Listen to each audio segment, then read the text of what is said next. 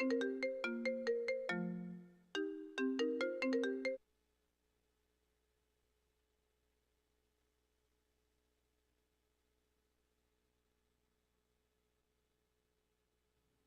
we about to start in just a second, PJ.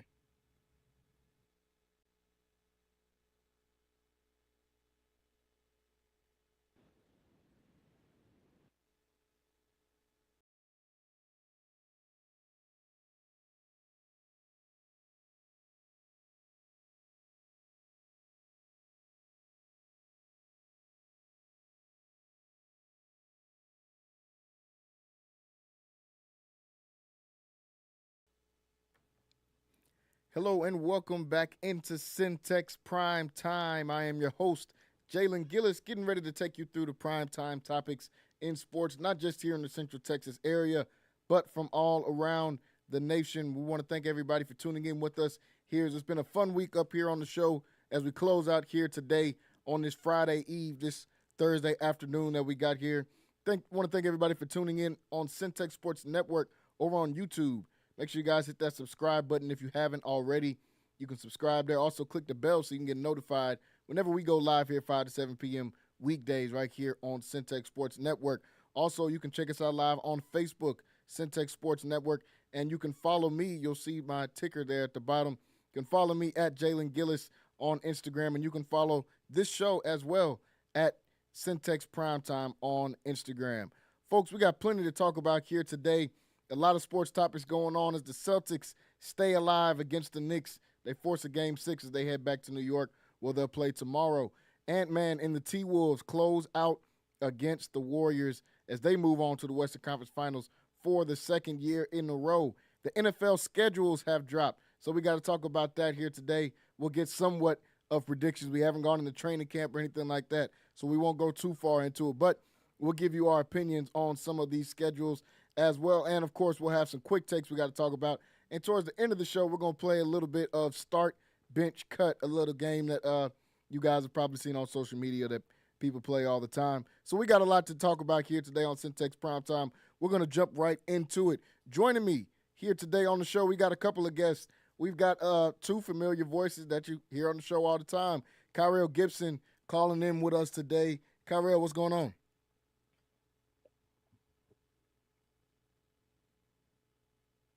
Hold on, say it one more time. I think your mic was muted. Say what's going on, man? Oh, You okay. got me? Yeah. We got you. We got you, bro. Okay, my bad. No, you good. You good. Also calling in with us today, we've got PJ Gaither calling in with us to talk about some of these topics here today. PJ, what's going on? Man, just chilling, man. Just we got a lot to talk about. Got a Man, lot of yeah, stuff happening. it's a lot going Uh, on. That's all it is. Just a lot going on right now in sports. But we got to jump right into it, folks. Yesterday, the New York Knicks had an opportunity to close out the NBA champions of last year, the Boston Celtics, as Jason Tatum tore his Achilles at the end of their last game. So everybody kind of counted them out, myself included. I thought New York would be able to go out there and close it out, even though I'm not surprised about Boston winning before Tatum got hurt. I had Boston coming back in this series and winning this series. But with Tatum's injury, I don't think they'll be able to do that. But they stay alive and they force a game 6. The Celtics win 127 to 102 versus the New York Knicks, led by Jalen Brown, who got a chance to step up. We talked about it yesterday on the show. There's been all this talk about Jalen Brown. Can he be a number one option?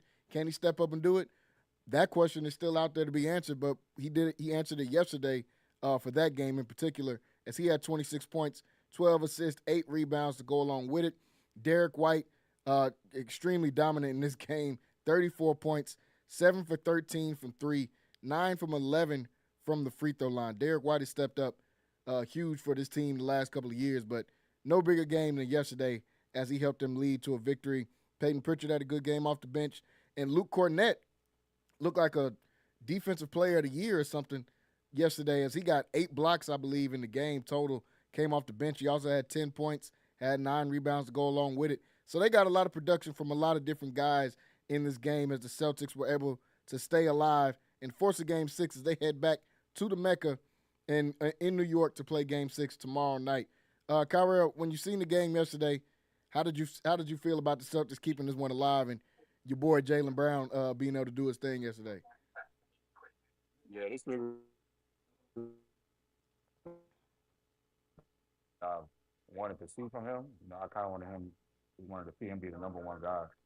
But this was definitely the Luke Cornett legacy game, man. Out of Man. nowhere, man, from the top rope. Like that was crazy. Like, dude is actually. I feel like he was the reason they won that game between him and Derek White. They're gonna need Jalen Brown to go get him at least 30, or just have a dominant defensive performance to if they're gonna complete this comeback. I don't see it happening, but that was a. It's not gonna be an easy out from New York though. Like I No, feel like not at they may all. play more as a team the rest of this way because number one guy, their kind of bailout option is being gone. But Jalen Brown got to earn that 300 million, man. Like it's not a game anymore. No, that's the exact same thing I said yesterday, man. You got to go out there and get that 300 mil. You feel like, oh, if I was on another team, I'd be a number one option. All of this stuff. Hey, you got to go out there and prove it, bro. They giving you 300 mil. It's not like It's not like you Peyton Pritchard coming off the bench and they asking you to drop 30. You got 300 mil. You want to be the guy. Not only are you going to be able to prove that in this series, but you got all next year to try to prove that too, because Tatum probably not coming back. PJ, what did you think yesterday about the Celtics being able to get a win over the Knicks? It was a much needed win for them because with Tatum going out the last game, and I believe that they would have still lost that game even if he would have stayed the entire game. But yeah, getting this win, I mean, it's huge. I still got them losing.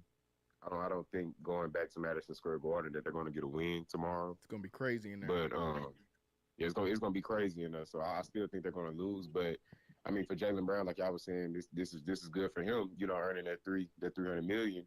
You at least got to get one game. Yeah. You know what I mean? Without y'all star player, but you're as much as a star player as he is. You got people that say that he's better. Yeah, So Kyrell is one of them. yeah, I don't agree. I don't agree with that, but but he's just as good as a player as Tatum is. So getting that win yesterday is huge. And I mean they had a great supporting cast yesterday too.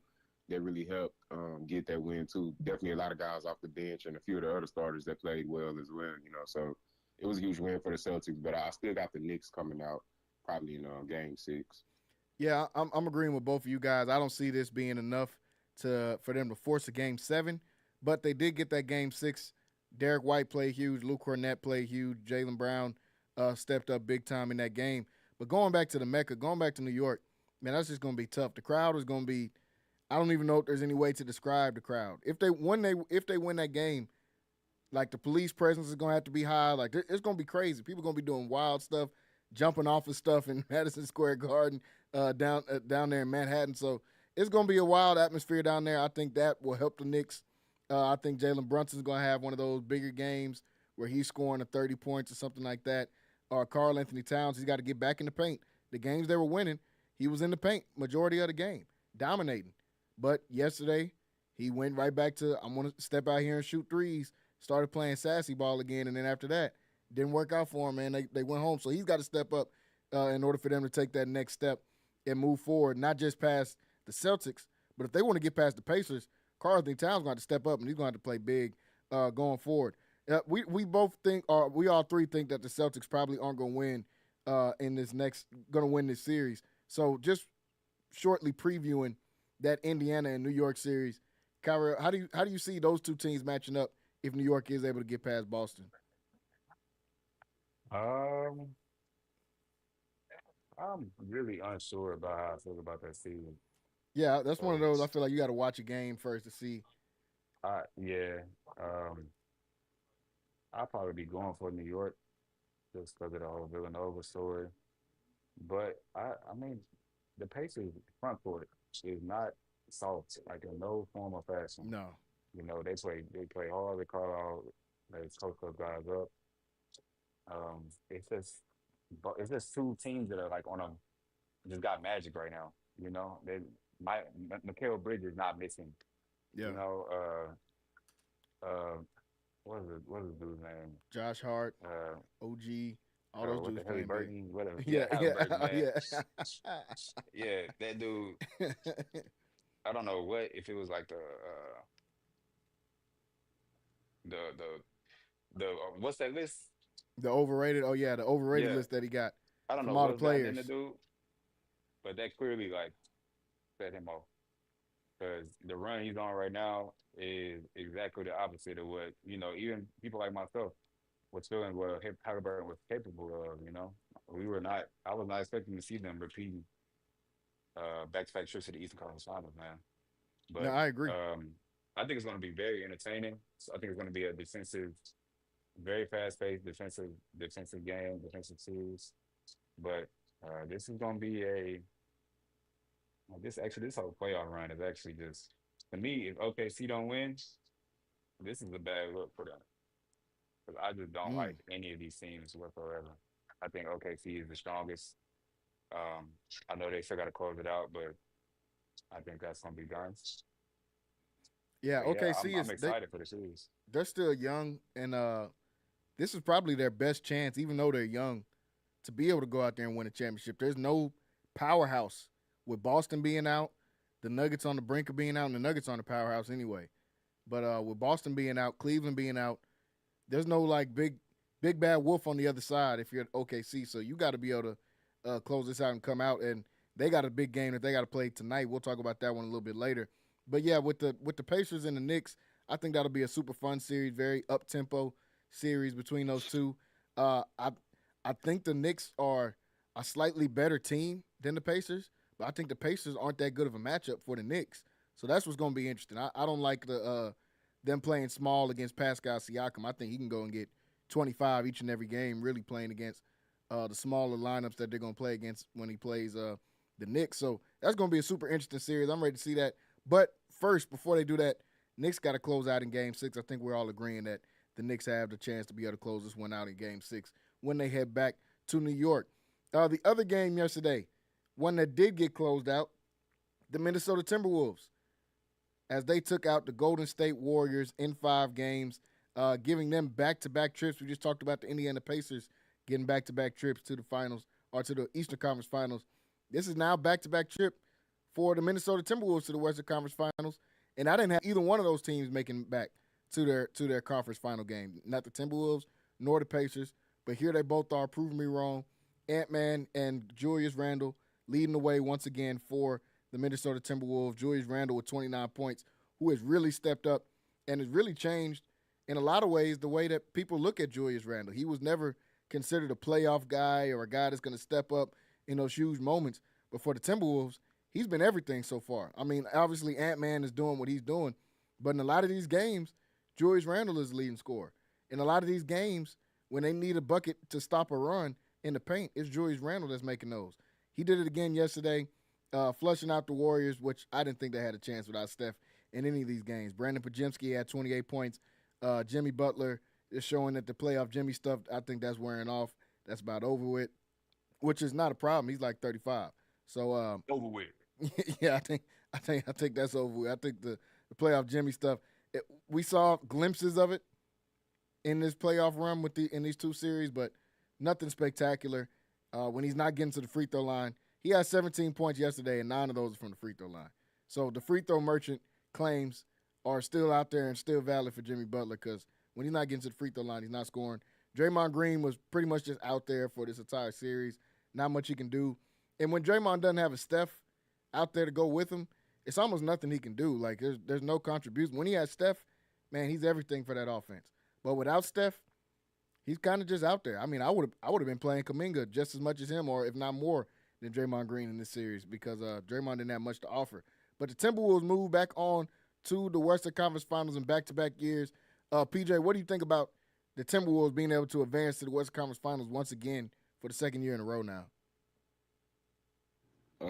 This, like I say, it's pretty much. I don't know, man. To me, it's huge. I feel like it's kind of slept on. I feel like I haven't really seen too many people just really acknowledge it. I mean, they gave them, their congrats on it, but I don't really feel like anyone is really just have acknowledged that, like, this team. I think they're the 6th seed. Yeah, they were 6 seed they're like coming into they're this. 6th seed, bro, and they made it back to the Western Conference Finals.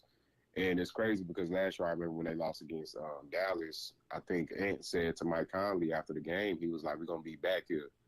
So the fact that they actually made it back and the way that they've been playing, it's crazy just to see them and the Knicks both in both their conference finals whenever their trade that happened So both teams, you really can't say. Yeah. I mean, both teams benefited, and I really love how Julius Randle been playing. He's been playing lights out. He's easily coming off just giving you 20, 20, 25, easy, Yeah. like This easy. whole series, it looked easy going, and as it Yeah, should, because they don't the Warriors don't got nobody. he don't got nobody yet. So he's getting easy buckets. A lot of the other guys are playing really good. I didn't really like how they were shooting, the first two games, but they've improved. Certain guys now starting to shoot a little better. I'm still loving how Ant is playing. He's getting his buckets as well. He's gonna get his. But as a whole, man, the Timberwolves, they're a tough team. They're a really big team and they're physical. And so really playing up against anybody, I feel like that they're gonna give them a hard time just because of that. Because I mean, you got Nas Reed, he's 6'9", Jaden McDaniels what, like 6'9" as well. And then you got, Goldberg out there. They're a really big team, Julius Randle. Yeah. But they all are they all just do their part. Nobody's really nobody's playing, Superman ball out there. Everybody's just doing their part. And that's why they got back to the Western Conference Finals. And I think this is gonna be a team because they're young, bro. They all pretty young. So I think it's gonna be a team that you're gonna see for a few years. We're gonna see them for a little while. They're gonna be making some noise. Yeah, I mean, this Timberwolves team going back to back, I did not see that for them this early in Ant's career. I didn't see that for Minnesota this early, them being able to go to back to back. But I feel like even though they've been to back to back, I feel like a lot of that has to do with the matchups that they got. I feel like they were a bad matchup they were a terrible matchup for the Lakers. That was as good as a pick they could have got. And then the Warriors without Steph Curry. I mean, of course, who wouldn't want to play them? The Warriors weren't supposed to win against the Rockets. That's Jalen Green just saw it. But I don't talk about him enough. I'm not going to talk about him until I hear the ESPN alert that he got traded. But that's the only reason that the Warriors won that first one. So it's really been favorable matchups. But I love you pointing out Julius Randle because they lost game one. He had 18 points, but they won the next 4 games. He had 24, 11 assists, and 7 rebounds in game 2. Game 3, he had a triple-double. Game 4, he had 31 points. And then yesterday, he had 29 points, 8 rebounds, and 5 assists. So Julius Randle is the biggest reason over Ant-Man, in my opinion. I mean, Ant, I know he's the head of the snake, and all the offense, all the defense is going to be focused on him. But Julius Randle has done exactly what he needed to do in each and every one of these games. Kyra, what do you think about Ant-Man getting back to the West Conference Finals 2 years in a row now? Yeah, man. I'm not trying to. I'm not trying to give him no praise, bro. I'm not Oh at man. all. Like you said, Julius Randle is the leading scorer. You know what I'm saying? The Warriors and the Lakers both suck. I mean, I'm facts. not. I'm if OKC or Denver come out next week, I'm taking those brooms. Oh man, Like, I ain't giving him the sweep now. I ain't giving him the That's sweep. insane. okay, gentlemen, then put a tie on it. Gentlemen sweep. Like I'm not trying to hear it, bro. Like I don't buy this Minnesota team. I think they got they got luck of the draw. I think all 3 teams remaining, well, all other teams in the playoffs are better and would smack them. Unless Ant is going to be the best player on that team, you're not going to be, doing this with Julius Randle as your best player. And right now he is. So yeah, you can take that and to the bank, but I'm not. So that's the Charles I don't Barkley want to give him no guarantee, credit. is what you're saying. No, that's yeah. You can put it. You can say what you want to, man. But I'm just telling you, it's a sweet. I do think that whoever comes out of that series, which I think is going to be OKC, that they're getting to the finals and not the Timberwolves. But man, how crazy would it be to see Ant get to the finals or even potentially win? Because at this point, everybody's got a chance to win. I don't see the Nuggets winning just because I think they're running out of gas because they played Jokic too much this season. They played Jokic too much in these playoffs, and not like they did something wrong. They didn't have a choice but to play him a whole lot because their team was so sorry. But I see OKC getting there, and I think they'll beat. I think they'll beat the Timberwolves. But if Ant was able to get there, the legacy of just that alone, even Kevin Garnett wasn't able to do that. Not saying that the circumstances were the same because I hate when people try to do that and say, "Oh, well, he went to the finals and KG didn't." Well, KG played Kobe and Shaq, so it's a slight difference in why KG didn't go to the finals. But if Ant is able to get there, that's huge for the Timberwolves organization. That's huge for the city. I mean, it's huge for everything because the Timberwolves are an afterthought. The Timberwolves are a player away from being the Hornets, honestly. If they don't draft Anthony Edwards and they don't draft Kevin Garnett, we would look at the Timberwolves the same way that we look at the Hornets. Just terrible. Like the Hornets haven't done. I think the Hornets need to lose their franchise. They haven't done anything productive they haven't done anything productive. I guess since they drafted Alonzo Mourning and Muggsy Bogues and Larry Johnson and all them, but then they made Larry Johnson dress up as a grandma. So I don't know. I don't like what the Hornets have going on. But that's almost what the Timberwolves are to me. So if Ant's able to pull this off, that'll be huge for this organization. Do we think, and I know it's too early to say, who do y'all see being the finals matchup as of right now? Because some of these series aren't over with. But if you just had to pick one team out the East, one team out the West, PJ, who you picking if you had to pick one team out the East, one team out the West, as far as what the finals will look like right now? Out the West, I'm pushed. I think the Timberwolves. I think that they can face up pretty good against the. Just because to me they're the deepest. They're probably one of the deeper teams in the playoffs when you speak on their bench play. Mm-hmm. When their bench play is rolling, there's not too many teams that can really beat them. And they're possibly the best shooting team right now when they're hitting on all cylinders in the playoffs still. So I would say the Timberwolves. And then I would say coming out the East, see, I'm a huge fan of the Pacers, the way they play. I love the way they play. But I would not mind seeing New York in the finals. And I think personally, Jalen Brunson is just super clutch. So I got the Knicks. Yeah, I got the Knicks coming out the East for sure. So I would say the Knicks and the Timberwolves in the finals. Kyrell, what you thinking? If you got to pick one from the East, one from the West. One from the East, one from the West. Give me New York and OKC, man. I just don't think in the Pacers. Yeah, I mean they proved me wrong, like actively. So I reserve to change that my opinion, but right now, give me them Nova boys and stay, man. I don't think I disagree with PJ wholeheartedly, bro. I think I'm rooting against Rudy Gobert. I'm not putting no dollars on that dude. I think Chet Holmgren or Jokic will have him in France next year. Yeah, bro. I give me OKC and the New York Knicks. I love the way the Knicks are playing basketball right now. Sassy ball or not, they winning. He got us. But and it's gonna be a heck of a E60, not a 30 for 30, but definitely E60. They can't even get the 30 for 30. They got to get the Sunday morning E60. Oh man, because this is high key a Mickey Mouse ring, man. Oh Y'all wanna man, talk I about ain't gonna y'all discount wanna talk nobody. about the bubble? I ain't gonna discount nobody I ring, will. but I know one thing the NBA doesn't want to happen, and that's Oklahoma City versus Indiana. Nobody wants to see that, bro. Not because of Oh the my two God. teams. I'm talking about the two cities. Like First what's of all, going like, Oklahoma people don't deserve to be happy. First of all, that's the only reason. Like, okay, OKC shouldn't even have a basketball team. You want to talk about Charlotte? bro, I take it out of Charlotte before I take it. OKC at least got a good fan base. Don't nobody even come to who's gonna come to the game in Charlotte? They say I some mean, that's they'll put true, man. somebody on the sideline, say a famous person is coming to the game, and it'd be like Julius Peppers or something. Like, you don't even be a famous person. They just got to find an athlete. Like, nobody cares about and the way that they play. Nobody cares about Charlotte. OKC's got a really good fan base. Now the city is a whole nother thing. Obviously, you don't like the state. You said nobody from there deserves to be happy, so clearly you don't like the state. But I know the NBA does not want to see the Oklahoma City and Indiana as the two teams that their media's got to travel back and forth. They both got airports. They can travel back and forth to those two teams those two cities if they play each other. So I don't know. That I know that's what they don't want, but I think it'll be the Knicks and OKC coming out. I see the Knicks taking out the Pacers in maybe 6, but that's one of those series. Like I said, you got to see how it looks when it first starts, and then on the other side of it, I think OKC is the best team left in the West. I don't see Ant-Man and them having enough.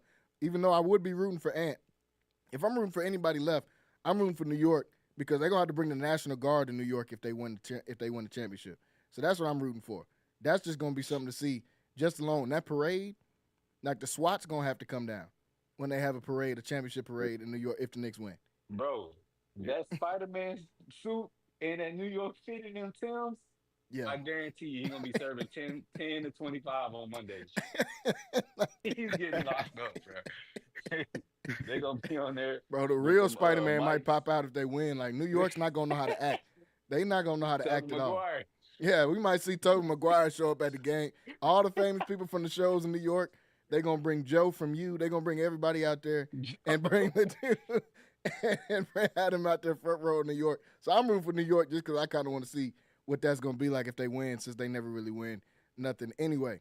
But that is what's going on right now in the NBA. We'll talk a little bit about the game tonight, OKC versus Denver. That game is at 7:30. We'll talk a little bit about that later.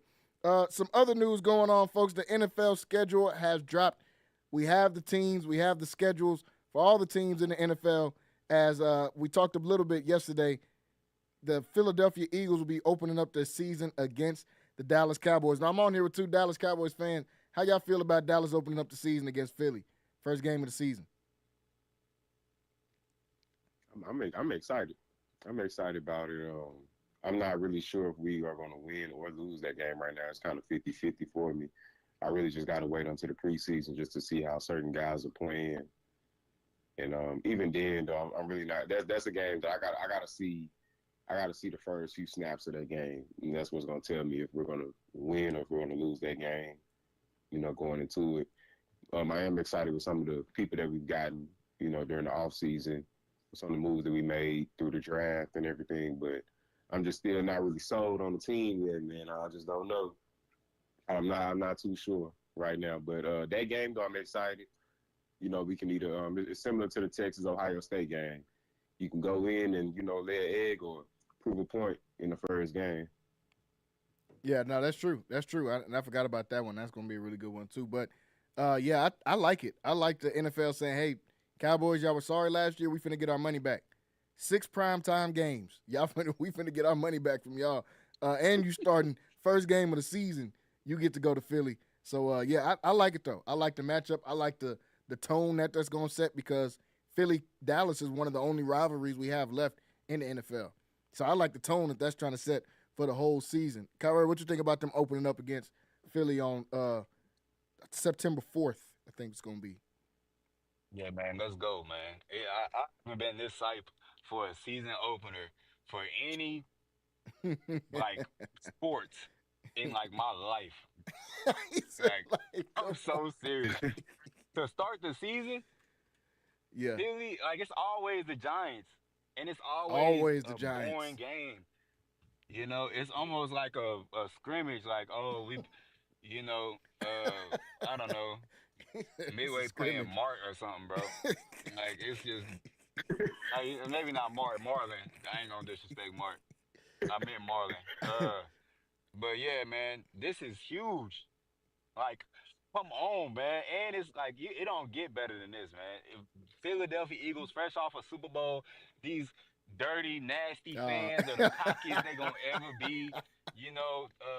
Sweating like smelling like onions, man, and Philly cheesesteaks. They See, your mic cut out because you was going too hard. Somebody from Philadelphia work on here, and they cut that mic out. oh god, No, had go to, ahead. Go had ahead. to. Well, I'm back. Yeah, man. I don't know who did it, but hey, it's true.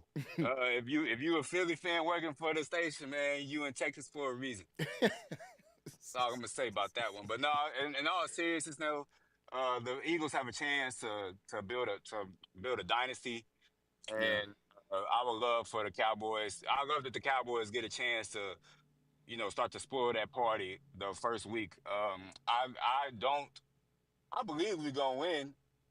Bar injury. I'm not gonna lie to you. I believe that we will win. I'm not gonna say we're gonna be better at the end of the year or have a better record, but I fully believe that we're not beating Dak, bro. Like, that's what I've been arguing with these dudes all summer. Guantanamo Bay it held CD to 5 yards, bro. Cooper Rush had 40. Like, why are you taking credit against Cooper Rush? Do we talk about what we did to Kevin Cobb? It You don't went back matter, to bro. Kevin Like, Cobb. Shout out Kevin Cobb, come Stephenville on, product. man. Oh yeah, yeah, yeah.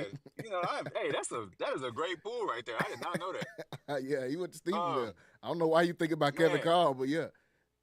but yeah, man, because hey, they boasting Cooper Rush games. What's y'all record against Dak, man? Yes, we was garbage. Yes, the NFL getting their money back. Yes, we still America's team, and we everybody gonna be tuned in.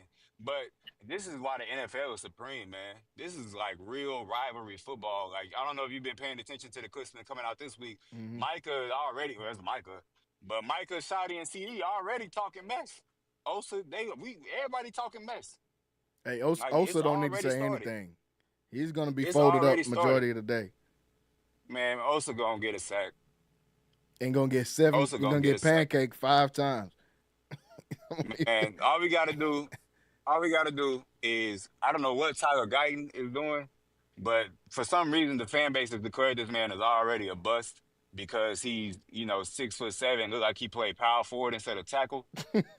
But he look like he's even lost weight, bro. So I don't know what's gonna happen to this dude. He lost weight. Um, bro, I saw a picture of Mm-mm. him next to Tyler Booker. He looks like Aaron Hernandez, bro, like or just a slim tight end, Kyle Pitts. Like he don't look like a lineman. It's actually very concerning. Aaron Hernandez But mention was outside of not that, on my bingo card, but yeah, go ahead. yeah, I'm sorry, man. I had to think of a fast tight end, and it just popped up, and he the most notorious. All right, like I said, man, I'm excited. This is why the NFL is king. I'm done. Yeah, no, I get it. I get it. I mean, if I was a Cowboy fan, I'd be excited. I'm just excited as a football fan. That's a big game to see game one of the season to open up the season. It's Philly, obviously, they're the reigning champs. Then it's Dallas, who's always got something to prove going up against Philly. I want to talk about Philly's schedule a little bit because Philly's schedule is kind of crazy, and a lot of people are already coming out and saying Philly might have a really rough start until they get to New York in Week 6. This is Philly's first 5 games. They got Dallas Week 1. Week 2, they're at Kansas City.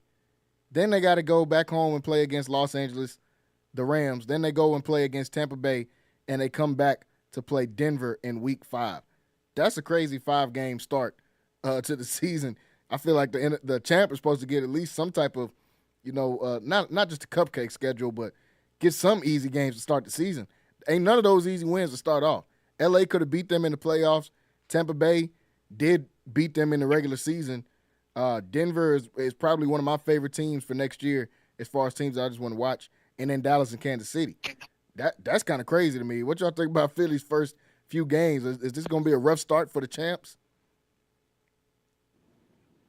I No, think with Philly, yeah, I don't go think they're ahead, gonna have a PJ. hard time either.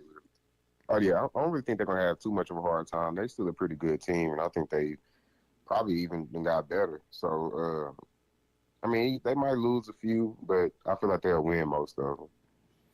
Yeah, I definitely expect them to have a winning record, but that first 5 is going to be crazy. Go It ahead, is tough. Kyrell. It What you is were tough saying? though.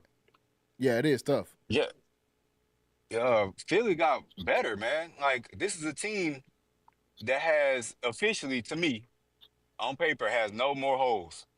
Last year they had young corners. You could have said their second linebacker was maybe not the best. Hmm. They've always had a good front four, especially with just Jalen. I don't care who they got on the edge. Jalen Carter's out there, so Facts. that's a good front four because he gonna demand a double team. You had an All Pro linebacker last year. You just added they just drafted a linebacker that was really good, and then to me, I know Malachi Starks is like the top name man, but Andrew Makuba, No what's his slouch. name? Yeah, Makuba. Man, No slouch that at was the all. best player on Texas defense to me. Yeah, yeah. And Mm-hmm. now you got CJ Gardner Johnson. He on his way to being AB anyway. So Hey, so chill, he man. He on my team. We need at least a couple oh years out of here. y'all just picked him up. Yeah, we the ones that got him in the trade. Oh well, look, you replace him with Andrew Makuba. I think that's a dub. Yeah, I'm not mad at that at On the all. other side, you got it's just another year of jail for the offense.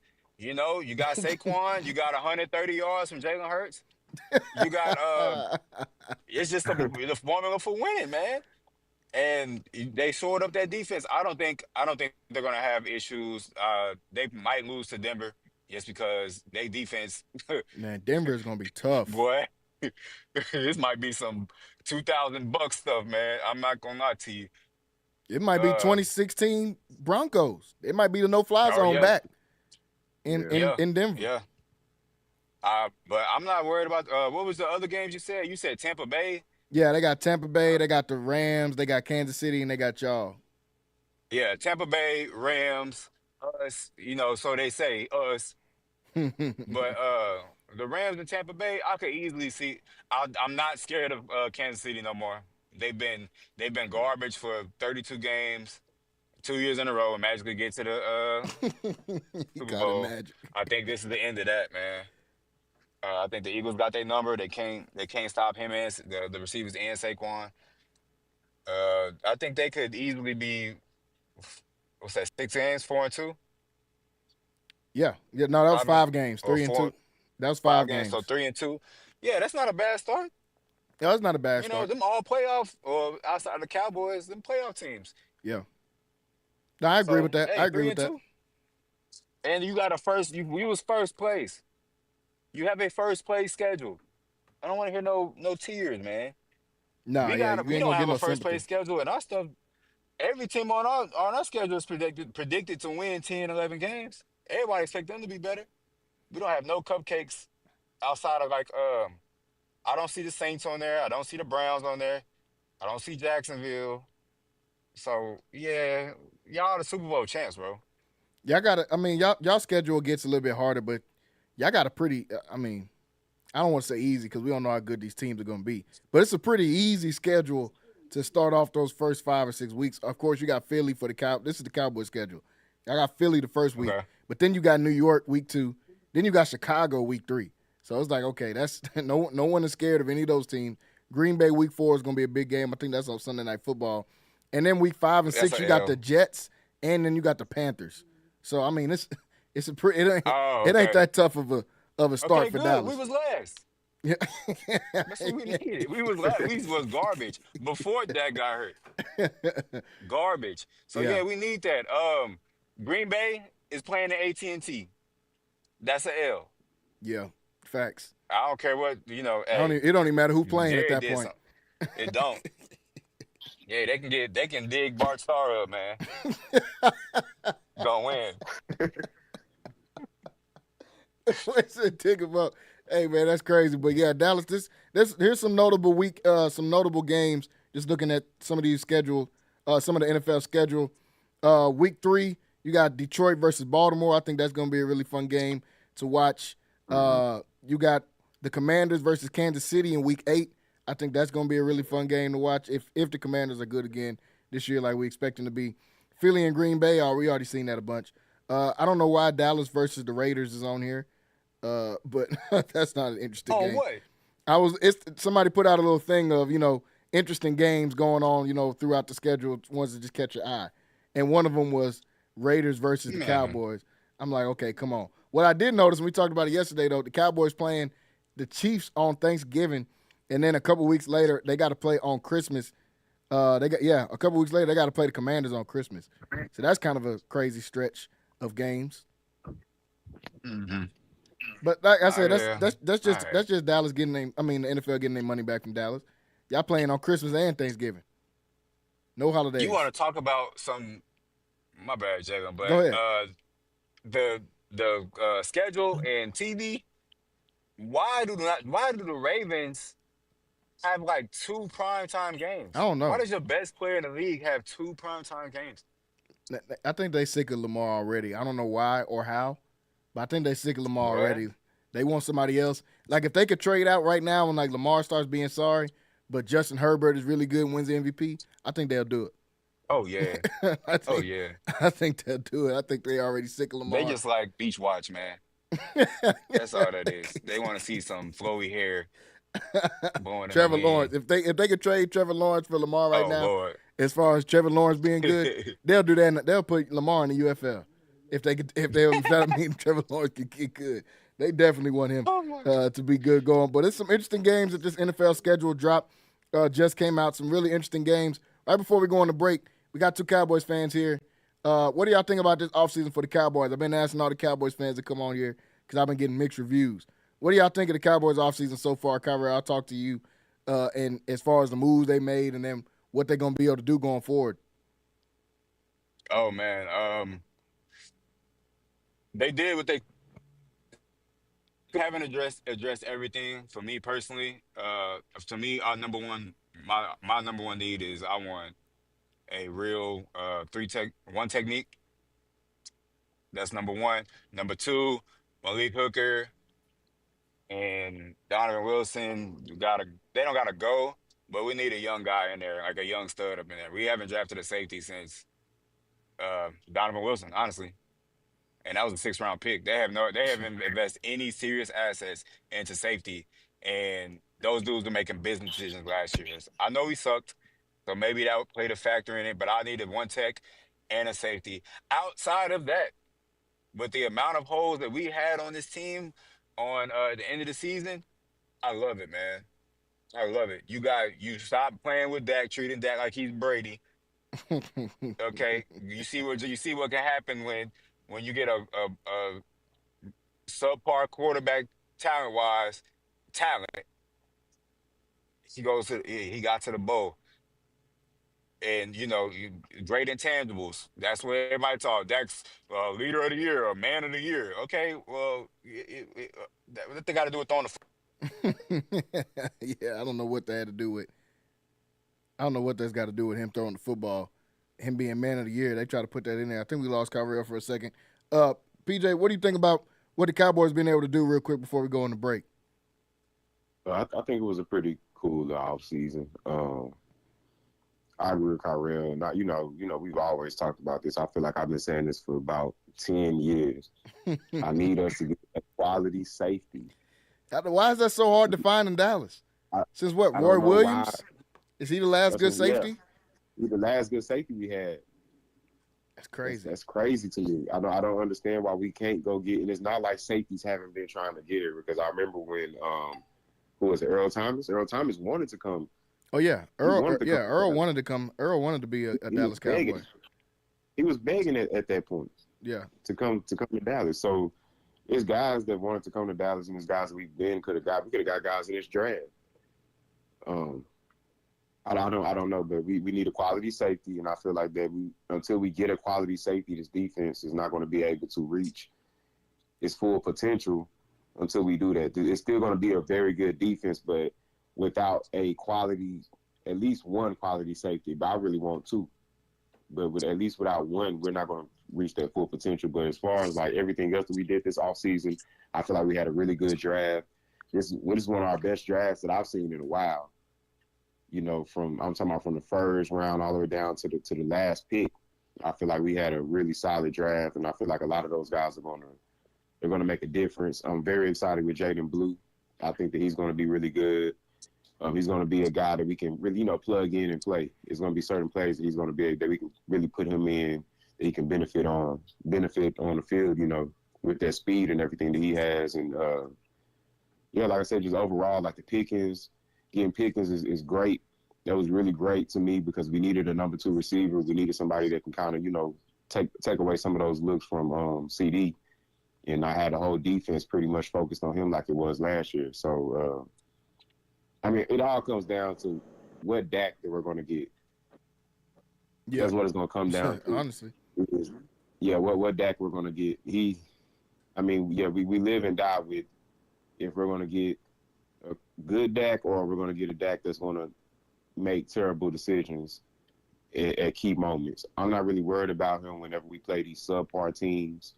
And when I mean by subpar teams, I'm speaking on like teams like the Chargers, even the Redskins. And I'm always gonna call them the Redskins. I would never call them that. Hey man, you gotta watch out, PJ. You can go to jail for that, bro.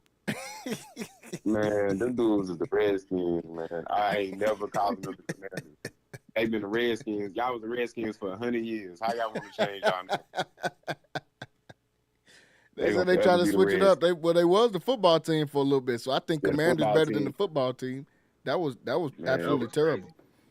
But no, I agree with both of y'all though. I think the Cowboys had a pretty decent offseason going forward. But like PJ just said, man, if Dak don't play good, none of it matters. So if Dak comes out and plays good, which they've given them all the things that you would need to play good. They've helped them out in the running game so far, what we think at least. They helped them out on the O-line. They go and get him a real number 2 receiver in George Pickens. So, man, I think it's going to be good for the Cowboys going forward. But we got to get into a quick break. When we come back, we got plenty more to talk about here on Centex Primetime. We got some more topics that we got to hit, some more quick takes that we got to talk about, and we've got some more of these NBA games we got to talk about as OKC is playing against the Denver Nuggets in a closeout game tonight in Denver at 7:30. So we got plenty to talk about here on Centex Primetime. Stay tuned and stay locked in right here. We'll be right back after this break.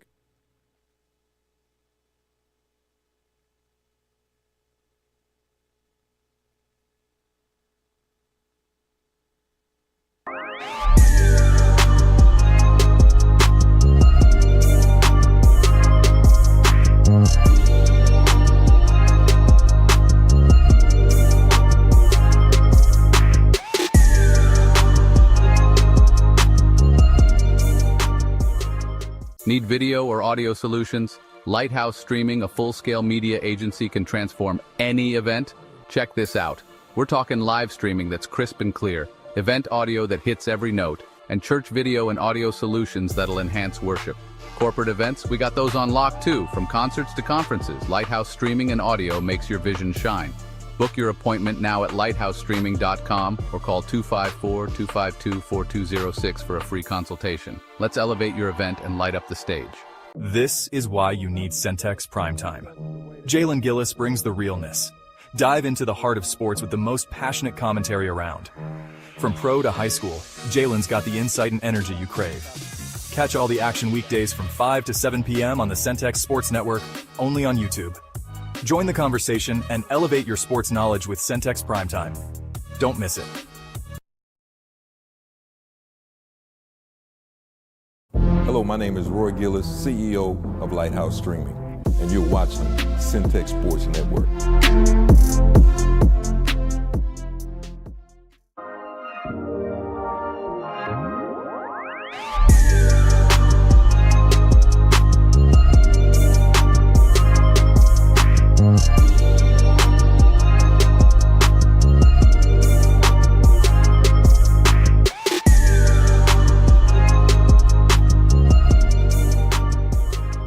Need video or audio solutions? Lighthouse Streaming, a full-scale media agency, can transform any event.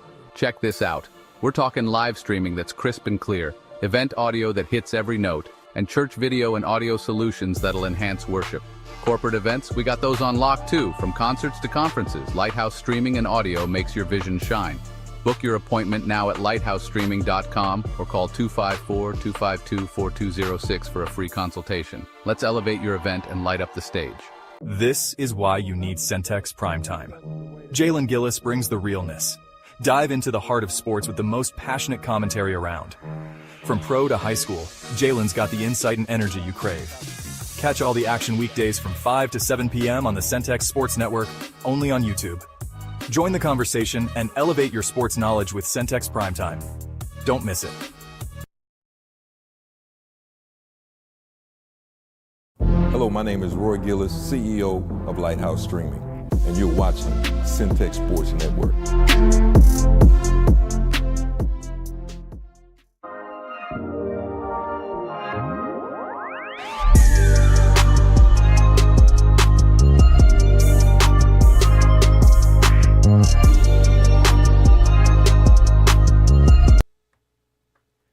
Hello and welcome back into Centex Prime Time. Jalen Gillis still here in hour number 2 of the show. I want to thank everybody for tuning in with us here today on Centex Sports Network and here on Centex Prime Time. We just got done wrapping up talking about the NFL schedule release. As every team has their full schedule now, everyone can start making their predictions on where they think their team is going to be.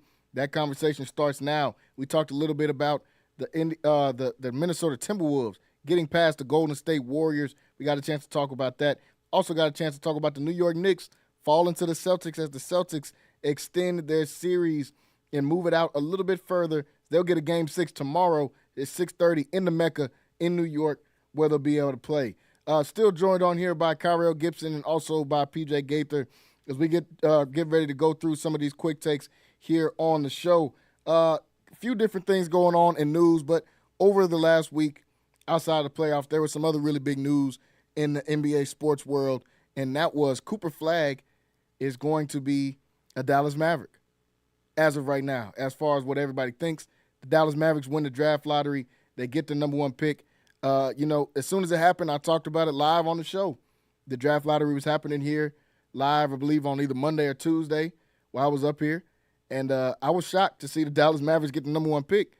And the first thing, it's hard to not think of some type of NBA conspiracy. Rocky was on here earlier this week and told me about the frozen envelope deal that they had back in the day. Well, this is something kind of like that, because I don't know how you trade Luka, how you trade Luka, your best player in probably franchise history, away, and then all of a sudden randomly you get the number 1 pick when the Mavericks haven't gotten the number 1 pick since Mark Aguirre was picked at number 1 in the early 80s. So pretty much haven't been able to get the number 1 pick ever, especially in my lifetime. And I've been alive 30 years. So now all of a sudden they get the number 1 pick. Seems like some type of conspiracy stuff or something, but, I don't know. Kyrell, you the Mavs fan, all of us on here. What did you think? Is this the NBA giving y'all one back? Is this, luck of the draw of the Dallas Mavericks being able to get it? And I think the last person that was traded to the Lakers, big star, was Anthony Davis. And that same year, New Orleans Pelicans got the number 1 pick. So, Kyrell, what do you think this is? Conspiracy, or this is the Mavericks getting the luck of the draw here? Yeah, CP3 to AD, AD to Zion, and Luka to Cooper Flag. It is a little fishy. Yep. It's a lot of fish. All right. It's no boo. No boo. I'm telling you, man. But at the same time, man, it's like, dang, bro. Adam Silver tore Kyrie's ACL. Yeah. Like, Yeah. we was gonna be in the playoffs, man. We was not gonna be in the lottery. That wasn't gonna happen. I mean, we saw that first half, bro. I'll go out on a limb. We might have been there this year. We might have been where Minnesota is. Right, Oh, this see, year. okay, man, come on, man. You take it too far. They I'm won't get into the Western Conference Finals, bro. Bro, They played with each other for 5 minutes. bro. This is the same team versus all you did was swap Luka and AD, bro. And I know Luka is, you know who Luka, that's my son. But same time, the defensive height that we saw with Lively, AD, PJ Washington, and that 3-4-5, or just that rotation, and Gafford, man, the defense was like, and now it's even worse, because now you have probably the best defensive prospect we've had in a minute, you know what I'm saying, to this lineup. We're probably going to trade Daniel Gafford's expiring contract for, I don't know, I want Lonzo Ball, but it could be anybody from, that can tie it over Kyrie being out. T.J. McConnell. Yeah. I mean, please. He's nice, bro, but He I is hate nice. him as a basketball player. I do. Like, every time he dribble under the basket, bro, I like break a remote. He be making me so upset, bro. But yeah, man, it was a stimulus package. Like, I don't want to say that it was given by the NBA. I would say it was bestowed upon us to the city of Dallas. It don't got nothing to do with Nico. My uncle texted me and was like, "Oh, you gotta apologize to Nico." And I was like, "Bro, What did he do? if somebody take $100 out your wallet and then you go outside and find $100 on the ground, you gonna forgive the person that stole $100 from you?" That makes sense.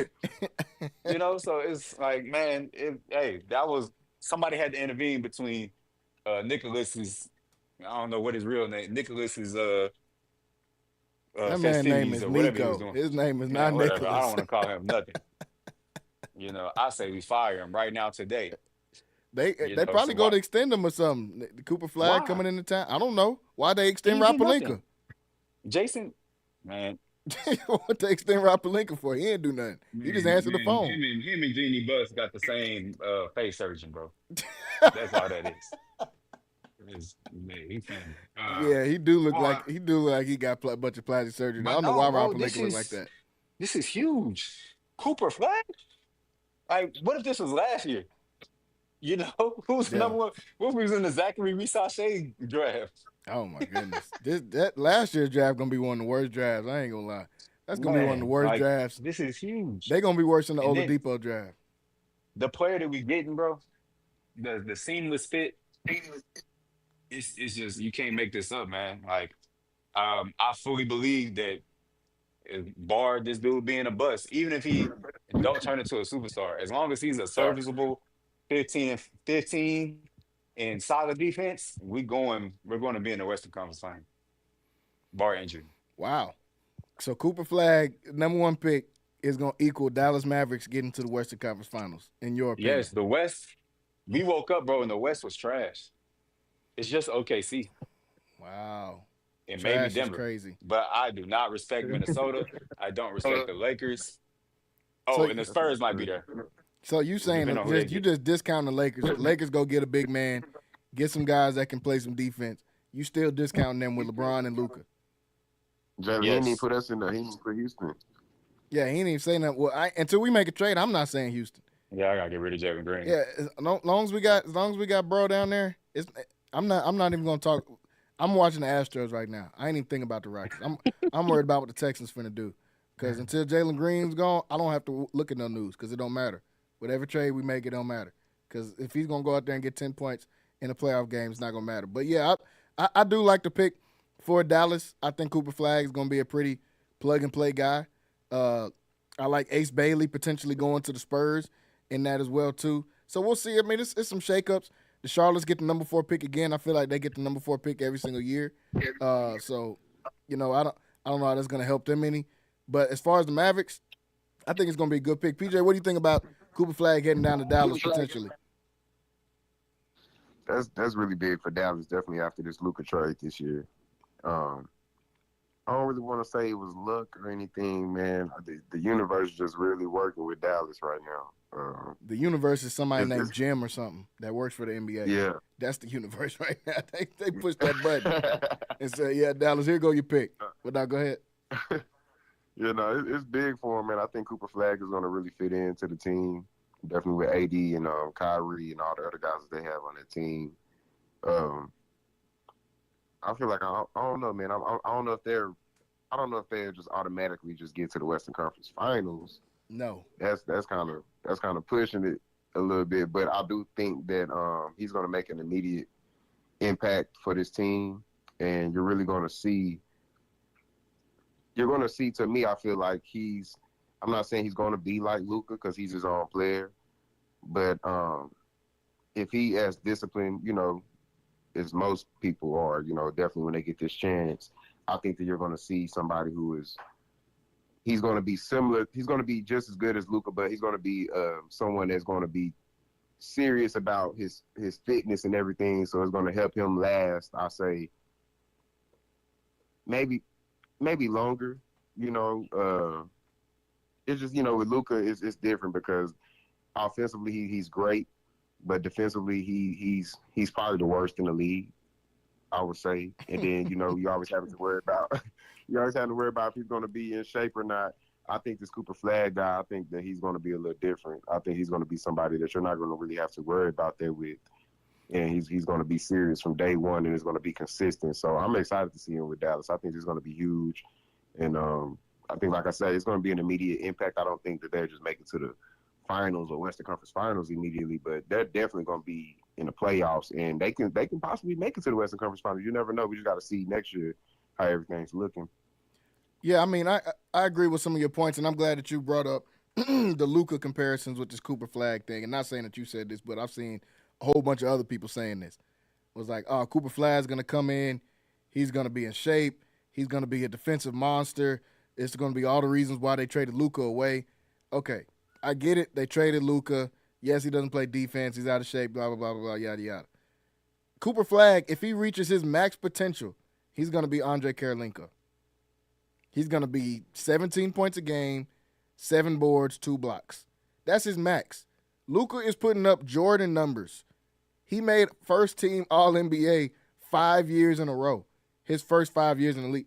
Cooper Flag doesn't have a chance. Cooper Flag's best season that he'll ever do won't be better than Luka Doncic's worst season he's had as a pro. So they're not. Thank you. I've seen people on Fox and ESPN and these other y'all taking this stuff way too far. Luka is a once in a lifetime player. Cooper Flag, max. He is Tom Chambers from the Phoenix Suns in the 90s. Oh my God. That's his max. That's his max. His career? Yes, I'm talking. That's his peak. That's Cooper Flag's You peak. think he think ever average 23, 24? I mean, maybe because it's the NBA. So I'm sure he could average 20, 22, 23, 20. Will he be a dominant player? Will he ever be considered the best player at his position? No. Whatever his position is. Goes crazy though. How? How? AK-47 is crazy. What are you talking about? That AK-47 was never 25 a game. I don't see Cooper Flag being 25 a game. You don't draft somebody number 1 overall if you don't see 25 a game. You don't see Zachary Reese-Sachet being 25 a game. Okay, Zachary Reese-Sachet didn't average 19. They drafted. How many times did Karl Anthony Towns average 25 in the NBA? He was number 1 pick. Yeah, but he's sassy. like, come on. Yeah, like, nah, bro. You absolutely right, bro. Like, the Luka comparisons have to start. I don't care what defense he played. Like, it don't matter, 5 bro. straight first team. First. Prime Steph Curry, prime Damian Lillard, prime all of these people playing point guard. Boom. No contest. Yeah, that was it. Was getting wild. Conversation every year. Outside his rookie year, every single year for 4 years straight, he was in MVP conversation. Y'all lucky he got that Eastern European blood, man. I'm telling you. Because if them genes didn't kick in, y'all could have seen of Sasha Doncic, his daddy. So I knew what was coming, bro. That's why ever since it started, I've been like, yeah, his prime probably over with, bro. Oh yeah, his daddy already bald. I mean, he's starting to get that lineup. If you look at Luka at 19 to 23, oh yeah, them genes kicked in bad. He aged 10 years. It's not about working out, bro. Sometimes when you big, bro, you just big. Yeah, you gotta be extra disciplined when you naturally big to be able to do like what they're gonna do. You gotta be in rehab to avoid them genes.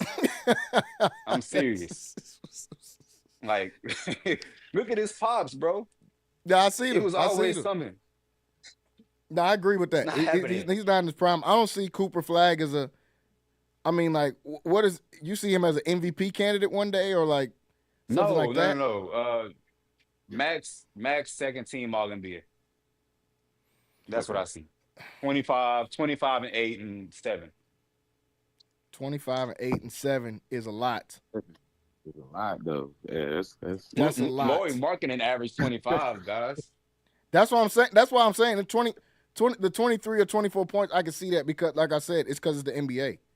I can see that. He's gonna do that when Anthony Davis and Kyrie retire. Sure. Okay, maybe. So you mean like a 2007, 2005, 17? Yeah, that's what I mean. That's what I mean. That's more. Right, that's 23, 24. Rasheed Wallace numbers. That's what I see. All right.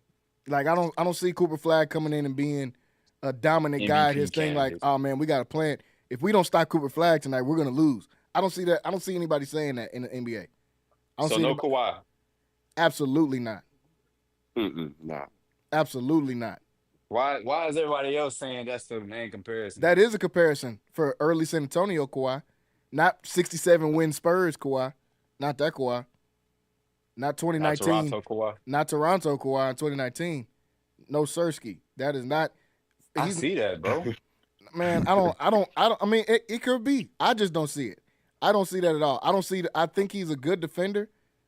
But who the Cooper Flag guard? Can we go to find the clip to find who the Cooper Flag guard that made us be like, that is true. Man, he's locking up. He's playing help side defense on the best team in the nation.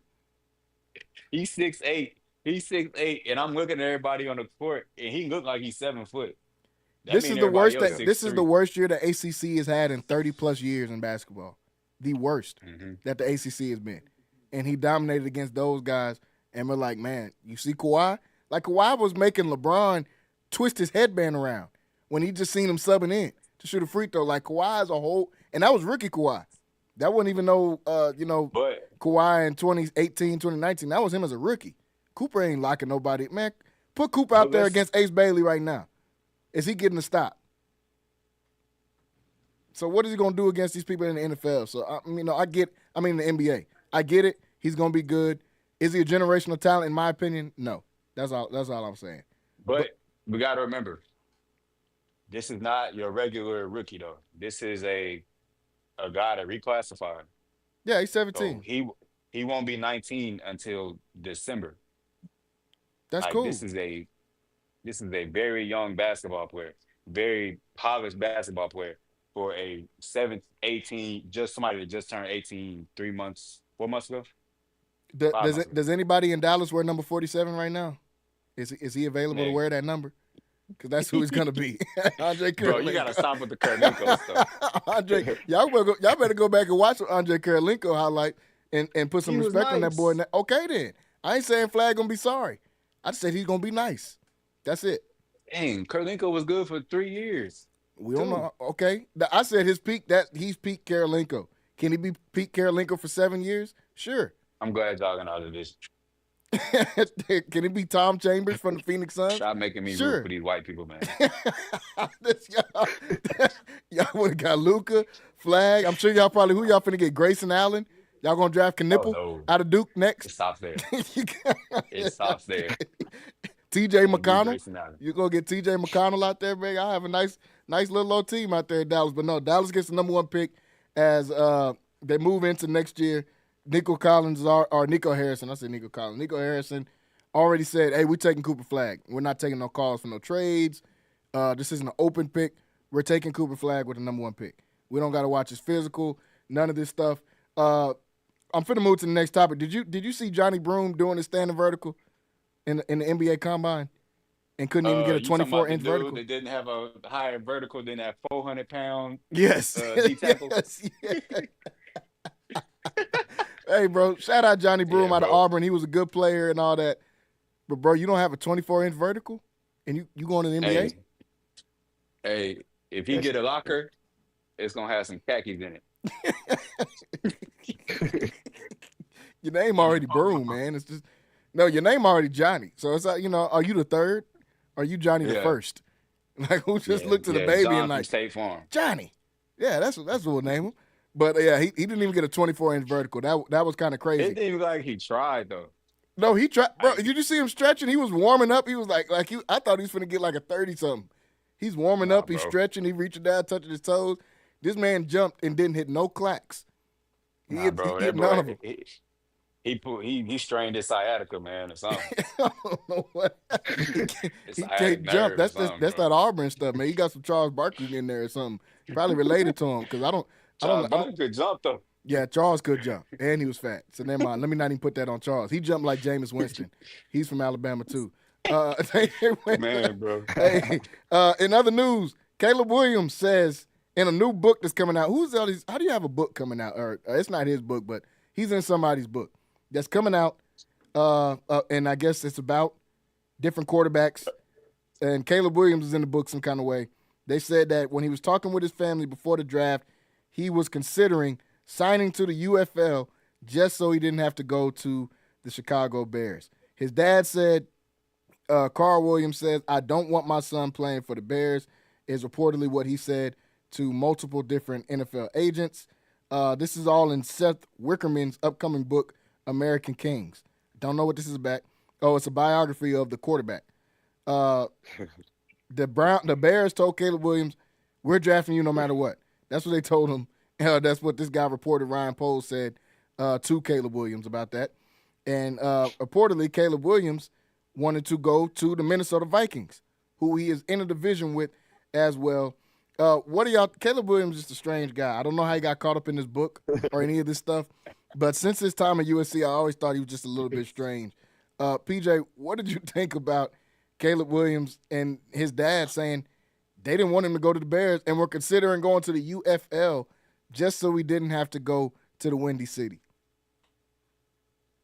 I gotta watch my mouth because we live, but it's so much.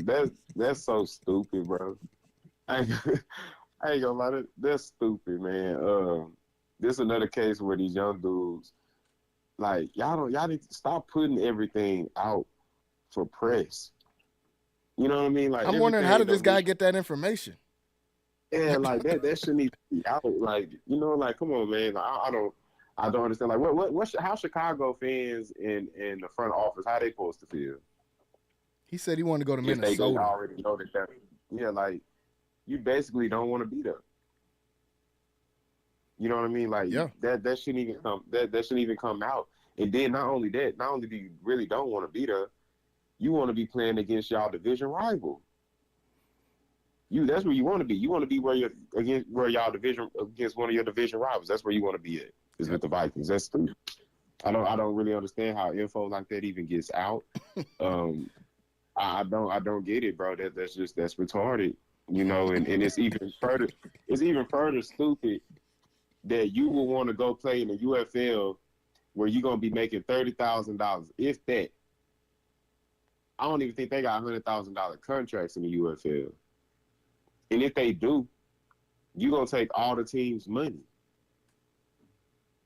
That's stupid, bro. You're gonna go play in the UFL instead of the NFL just because you don't want to go to a team. That's retarded. You're a guaranteed first rounder. First number one pick. You guaranteed number one pick. Like, that's retarded. I don't get these dudes, bro. Like that's what I'm saying. Info like that shouldn't even get out. That shouldn't even have been a suggestion. Like we're gonna go play in the UFL. Like that's stupid, bro. That's stupid. That was pretty crazy. The UFL thing, not going to the Bears is already kind of wild. Like I don't want to go to the Bears that bad. Like why? But you going to the NFL, you're gonna be the number one pick, and then you say considering going to the UFL is absolutely crazy. Like bro, no, you weren't. You was not finna go play for the Montana Miners. I don't even know no teams in the UFL. You wasn't finna go play for them, bro, because you didn't want to go to the Bears. Like, stop it, bro. Kyrie, what do you think about what Caleb Williams, all of this information with Caleb Williams? I don't even know where to start with that.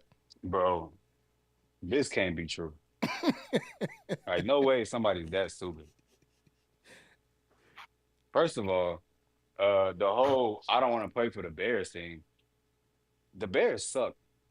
Yeah, they're terrible. They ruined a lot of quarterbacks. Not really, but they haven't panned out. They haven't had a quarterback in a long time. They struck out a lot. The Bears suck, bro. I don't care if Minnesota won 3 Super Bowls in a row. I'm going to Chicago. You know, it's over the Bears, Minnesota, bro. It's Chicago. It's the history of the team. It's probably greater investment, bro. It's the Bears. Oh, for sure. You know, like I don't understand that at all. This can't be true. Like, who said this? Him or his father? So it's reported. This is all coming out in whoever Seth Wickerman is. It's coming out in his book. I'm just trying to figure out how did Seth Wickerman get this information. That's what I want to know. This is Twitter sources, bro. It's gotta be. This is it's either that or the nail polish aroma. They said his family consulted with multiple lawyers to figure out ways around the NFL's collective bargaining agreement.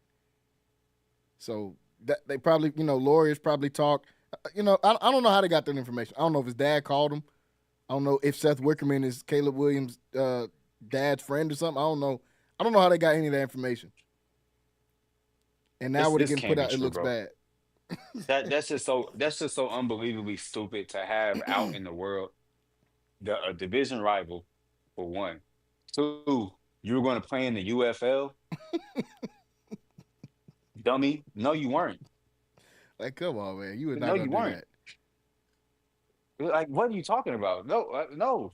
You can make more money as a T-Mobile store manager. That's not even a joke. You know what I'm saying? That is 100% fact. I'm not even joking. 100% fact. People that play in the UFL, bro, is do it for the love of the game, man. They get paid. They get paid well. A job, Yeah. But it's for the love of the game, bro. It's not worth you possibly getting brain damage.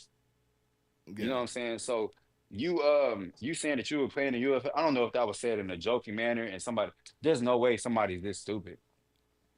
And I think I don't know if it was him, but I think it was him that asked could he get his money in crypto or something like that? Could they convert his signing bonus to crypto? And I'm like, bro, what? What are you talking about? You know what's better than having a lot of money in crypto? Having a lot of money. Like Yeah. what are you talking about? I don't. Yeah. So he's a strange guy. He paints his fingernails.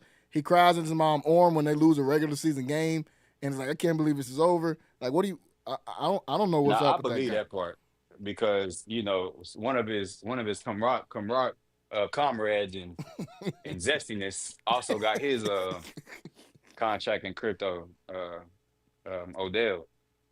So Yeah, yeah, but yeah, he did that with Nike. You talking to the NFL and was like, hey, bro, you'll go take this over there. No. How about we don't give you any money? Oh, How yeah. about that? see that's why social media is bad, bro. Because you didn't even talk to Odell. He just seen that and was I like, know he's seen man, he's seen that on the ground. I bet I could do that. Now, what if crypto all goes down tomorrow and the stock goes out the window? Then what? Now you don't have $30 million. You Just got finger crypto. paint. You got what's the thing that they was getting everybody with in 2020? You got an NFT. You gonna have one of them instead of having a $30 million signing bonus. Here's a picture of a bear on the internet. It's worth $2 million. Like, okay, bro. So Caleb Williams, I'm like you, Kyrie. I hope this isn't true, but if ESPN and all these other people are putting it out, I'm just assuming it's true. I don't know who Seth Wickerman is and That's how from ESPN. the article I was reading was on ESPN. I don't know if Seth Wickerman Oh, has my anything to God. do. Yeah, this was on ESPN. This was posted. I seen it on Bleacher Report. Seen it on ESPN. I seen it a few different places. So I don't know That shouldn't even come out. Yeah, I'd like, how did he get this? Did he waterboard this information out of y'all? How did he get this info from you guys? Like, that's what I'm trying to figure out. No one could have made me give up that info. But Caleb Williams going to have some explaining to do to the Bears, who I think are going to be sorry again this Bears year. fans, Yeah, Bears fans, boy, his teammates, everybody. I don't. they finna make it sound like 1960 out there, man. You better get it together. That lake is real cold out there. Somebody going to push you over there, man. Chicago not playing. They tired of being sorry. And then Yeah, they they get not the playing new about that quarterback that football paints his team. fingernails, and now you're doing this? Yeah, I don't know how much longer he got out there. Jason Tatum, who just tore his Achilles last week or a couple of games ago, really upset. Marcus Spears ended up talking up and catching up with Jason Tatum's dad, where he talked about the conversation that him and his son had after the thing, and he said Jason Tatum just kept asking, why me? Why me? Why does this have to happen to me? And his dad said, isn't Kobe your idol? Kobe got through this, so you'll be okay. Both of those were strange. Both of those were strange.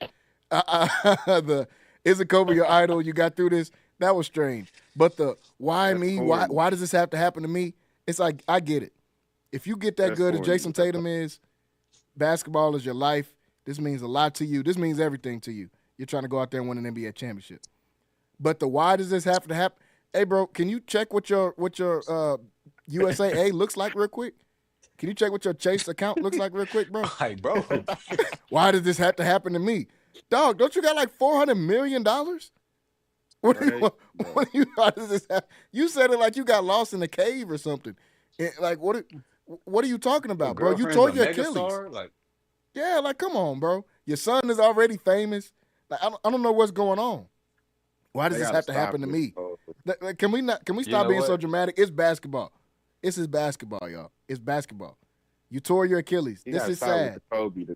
The Kobe stuff is corny, bro. And then, his dad, isn't Kobe your idol? Kobe got through this. Well, kind of. They got to cut that out. He actually didn't. So that wasn't a good comparison to say, because Kobe was actually sorry after he tore his Achilles. For the next 3 years, he just held the Lakers hostage after that. So that wasn't even a good comparison. But go ahead, PJ. Yeah, that's just corny, bro. That's corny. They got to stop that. It's just a straight cornball activity, bro. Like, I don't even understand how did Kobe come into this, bro? I don't care if you know that's your son's idol or not. It's like y'all knew that y'all was gonna put this out to the world, and so you just chose to be corny. And it's bad enough that Jason Tatum was already known as a corny dude in the league anyway. So this doesn't help, Leave Kobe out of this, bro. He has nothing to do with what happened. He has nothing to do with this, bro. Did he even really know him, bro? Did he even really know him? Like, this is a real question because I'm confused. Did he even know Jason Tatum for real? I think he knew him. Like, they kind of knew him, but it's like those dudes that have like a tattoo, and it'll be like a year or something, and they'll be like, yeah, this is the year my grandma died. And then you figure out they was like 2 years old when their grandma died. Like, okay, you knew her, but why do you have the tag? Yeah. Like, you didn't know her like that. You don't even remember that. So I don't remember that story. What Congo said, man. Yeah, man, your grandma ain't know you, man. Yeah, that's how I feel with the Tatum thing. Like, okay, yeah, he knew you, but it's not like they went to training camp together or something and learned, like, okay. Texting dead guys that you don't know. That's corny. Yeah, I don't know how to feel about that. I thought both of those were strange. The Kobe got through this thing was strange, and I thought the why me? I can't believe this is me. Why me? Like, what you play basketball? Injuries happen in basketball. Yeah. And it's not like this is like, if Derrick Rose or somebody said that, I get it because it keeps happening. This is like your first injury. And you like, man, why me? Well, I don't know. Gravity? I don't know. Like, I don't know why you. Go ahead, He's the luckiest player since Tim. Tim was nice, but you never been on a bad team. Like, ever. Yeah. What do you mean, why me? This is the first bad thing I've actually seen happening. You dunked on LeBron like your second year in the league. That was his rookie year. Rookie year. Yeah. Okay, bro. Like, dude. But you know what? After hearing this, I'm not as mad at Jason Tatum for all of the texting Kobe, the tattoo, all that stuff. I'm really not as mad about because it's really his pop's fault. Because is Kobe your idol too? Yes. What do you mean, man? You're talking to your son. Hey, man, ain't this other grown man your idol? Or not? I raised you better than like I raised you. Like, come on, bro. That's a father-son moment. But what about your other father, Kobe? Yeah, man. What type of stuff is that? This is Pop's fault, man. Yeah, I don't get that. And then once again, how did Marcus Spears and I like Mark J. Spears? How did he get this information? Like, why did you when he called you? That's the info you gave up. Why didn't you just say, yeah, he's in good spirits? We just got out of surgery, all this kind of stuff, yada yada. Why did you call and say that? Yeah, he kept telling me, man, why me, Dad? Why did you give that information? I'm sure JT sitting home like, bro, why did you do that? I feel like he a bloviator though. Who's that? Just the way, Mark J. Spears. You talking about that big light skinned dude? Yeah, be putting his chest on the table on ESPN. Yes, I be feel like he be just blowing stuff up, man. To be determined, but that's crazy if the Pops gave out the information. This is all based off a phone call he had with Tatum's dad, because his dad is like overseas doing coaching or something. Okay. Coaching lames. Yeah, pretty much. Gotta be a follower. He coaching LeAngelo right now, so I don't know how that works out. But I thought that whole thing was kind of weird. So I don't know how to think about what to think about that entire conversation with Jason Tatum, his dad, and then some kind of way Mark Spears got into this. But speaking of weird and corny, we got two more weird and corny to talk about. One of them, Russell Wilson, comes out first practice of the year. Everybody's got their, practice uniforms on. Russell Wilson is wearing his game day pants already. Day one of, I think this is voluntary OTAs. Everybody else is in the shorts and T-shirt stuff. Here comes Russell Wilson. Wow. He's got on his full. Why he can't stop himself? Some people are corny, and I get it. But like, bro, what are you doing? You're just out there stinky and hot for no reason. I know it's hot in New York right now. You got your full pants uniform on. Why?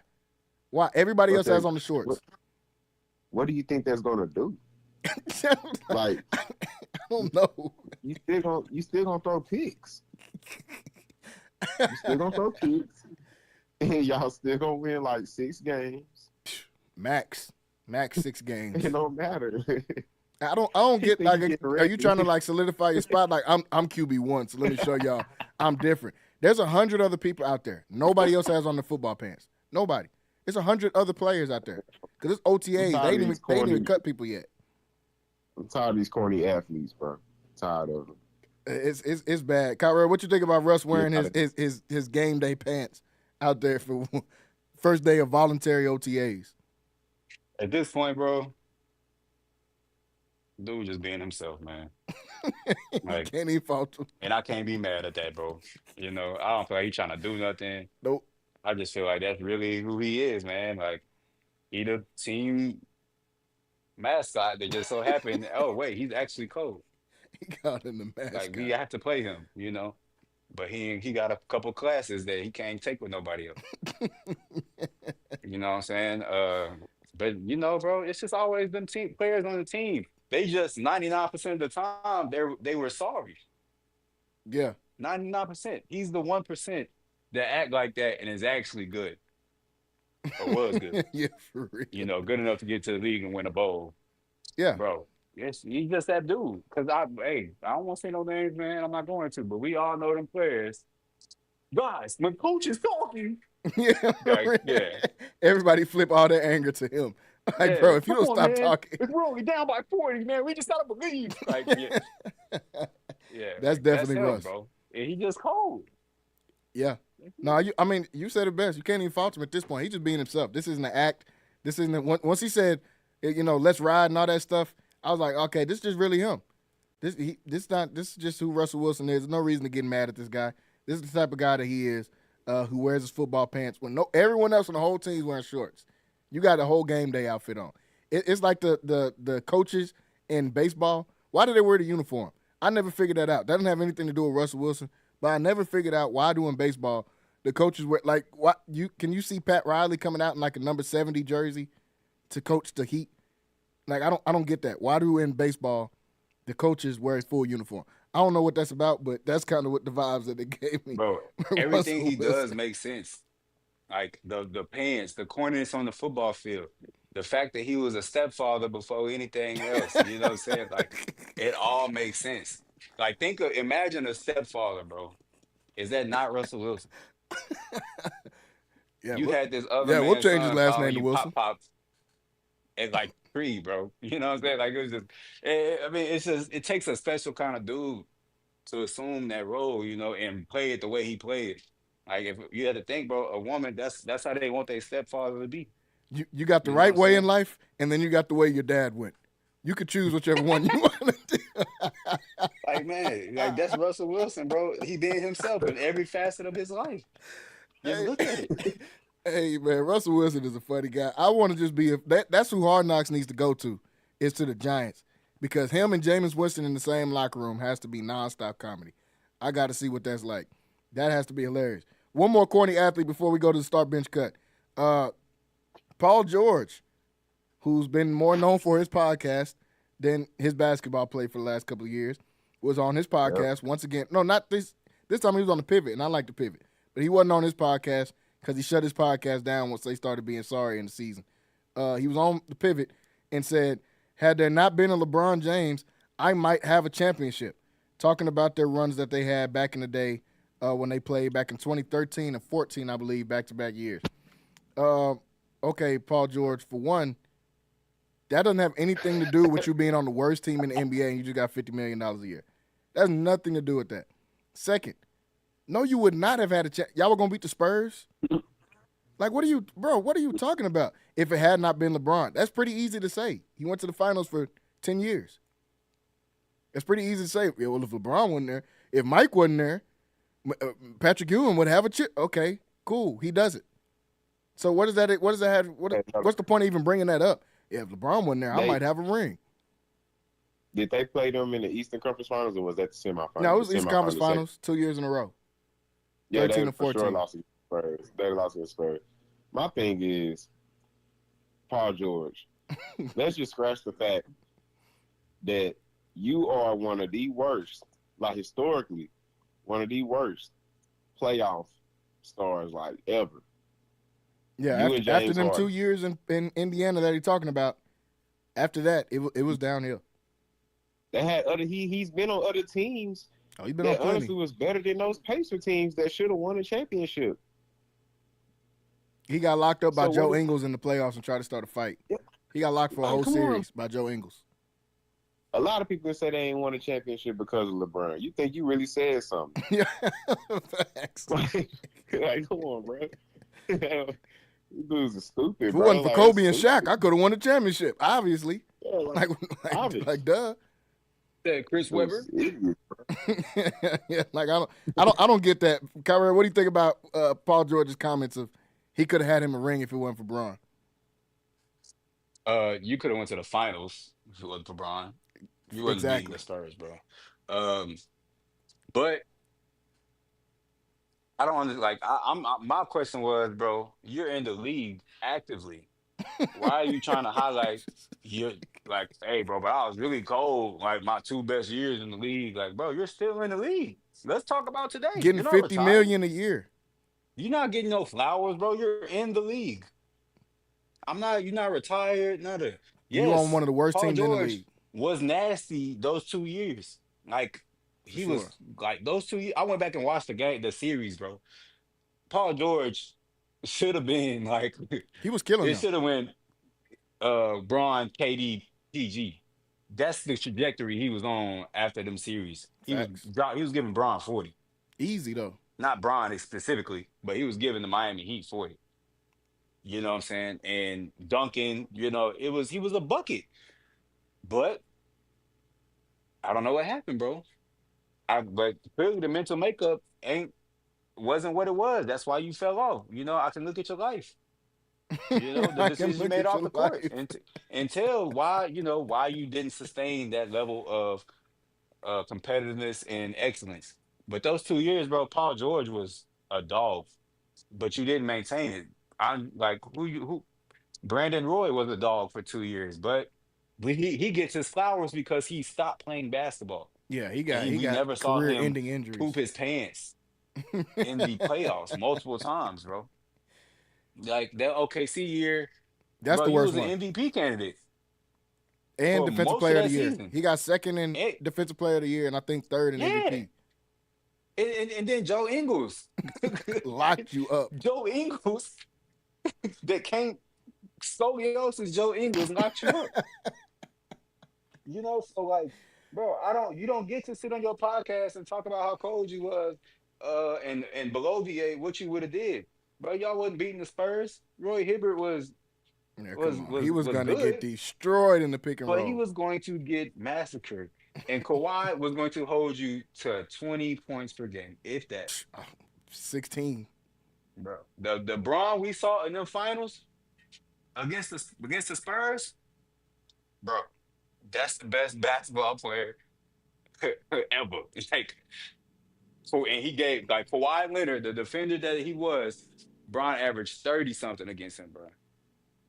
30 something with frustration and all. If Yeah. it was Kawhi wasn't there, Braun might have had 45 a game. Oh, easy. Easy. Like that's what makes me so upset, bro. When we get to talking about Braun, like y'all just don't understand, bro. Like teams he played don't try to against. get on Braun and below your career just because he was where he was. No, sir, you still would have been where you was at. I would have been LeBron James if LeBron James wasn't in the NBA. Like that's what this sounds like to me. It's like Paul. No, you're the Paul George of Paul Georges. Yeah, Okay? just stop it, man, Paul. And you've had the biggest point. You cannot sit up and do this reminiscing. Man, 2013, what a great bro. What about right now? You're making $50 million on the worst team in the league. What about right now? You're like the 8th best player on your team, and you're the highest paid player on your team. So what? Like, come on, man. This is not a good What look. team is he on, He on the Sixers, bro? Yeah, they try. averaging a whopping Sixers. 17 points a game. Was you even in the NBA this year? Bro, I didn't even see you on Prize Picks. No, they weren't gonna put him there because it was the easy. You took the under. That was the easiest money you was gonna win all year. Take the under on Paul George. 'Cause I did it a couple times. Yeah, back in marrying IG models and stuff, bro. Yeah, you wasn't gonna last. Dummy. Why everybody get to the NBA and marry a Greek woman? What is going on, man? I don't Yeah, a Greek blow up dog. That's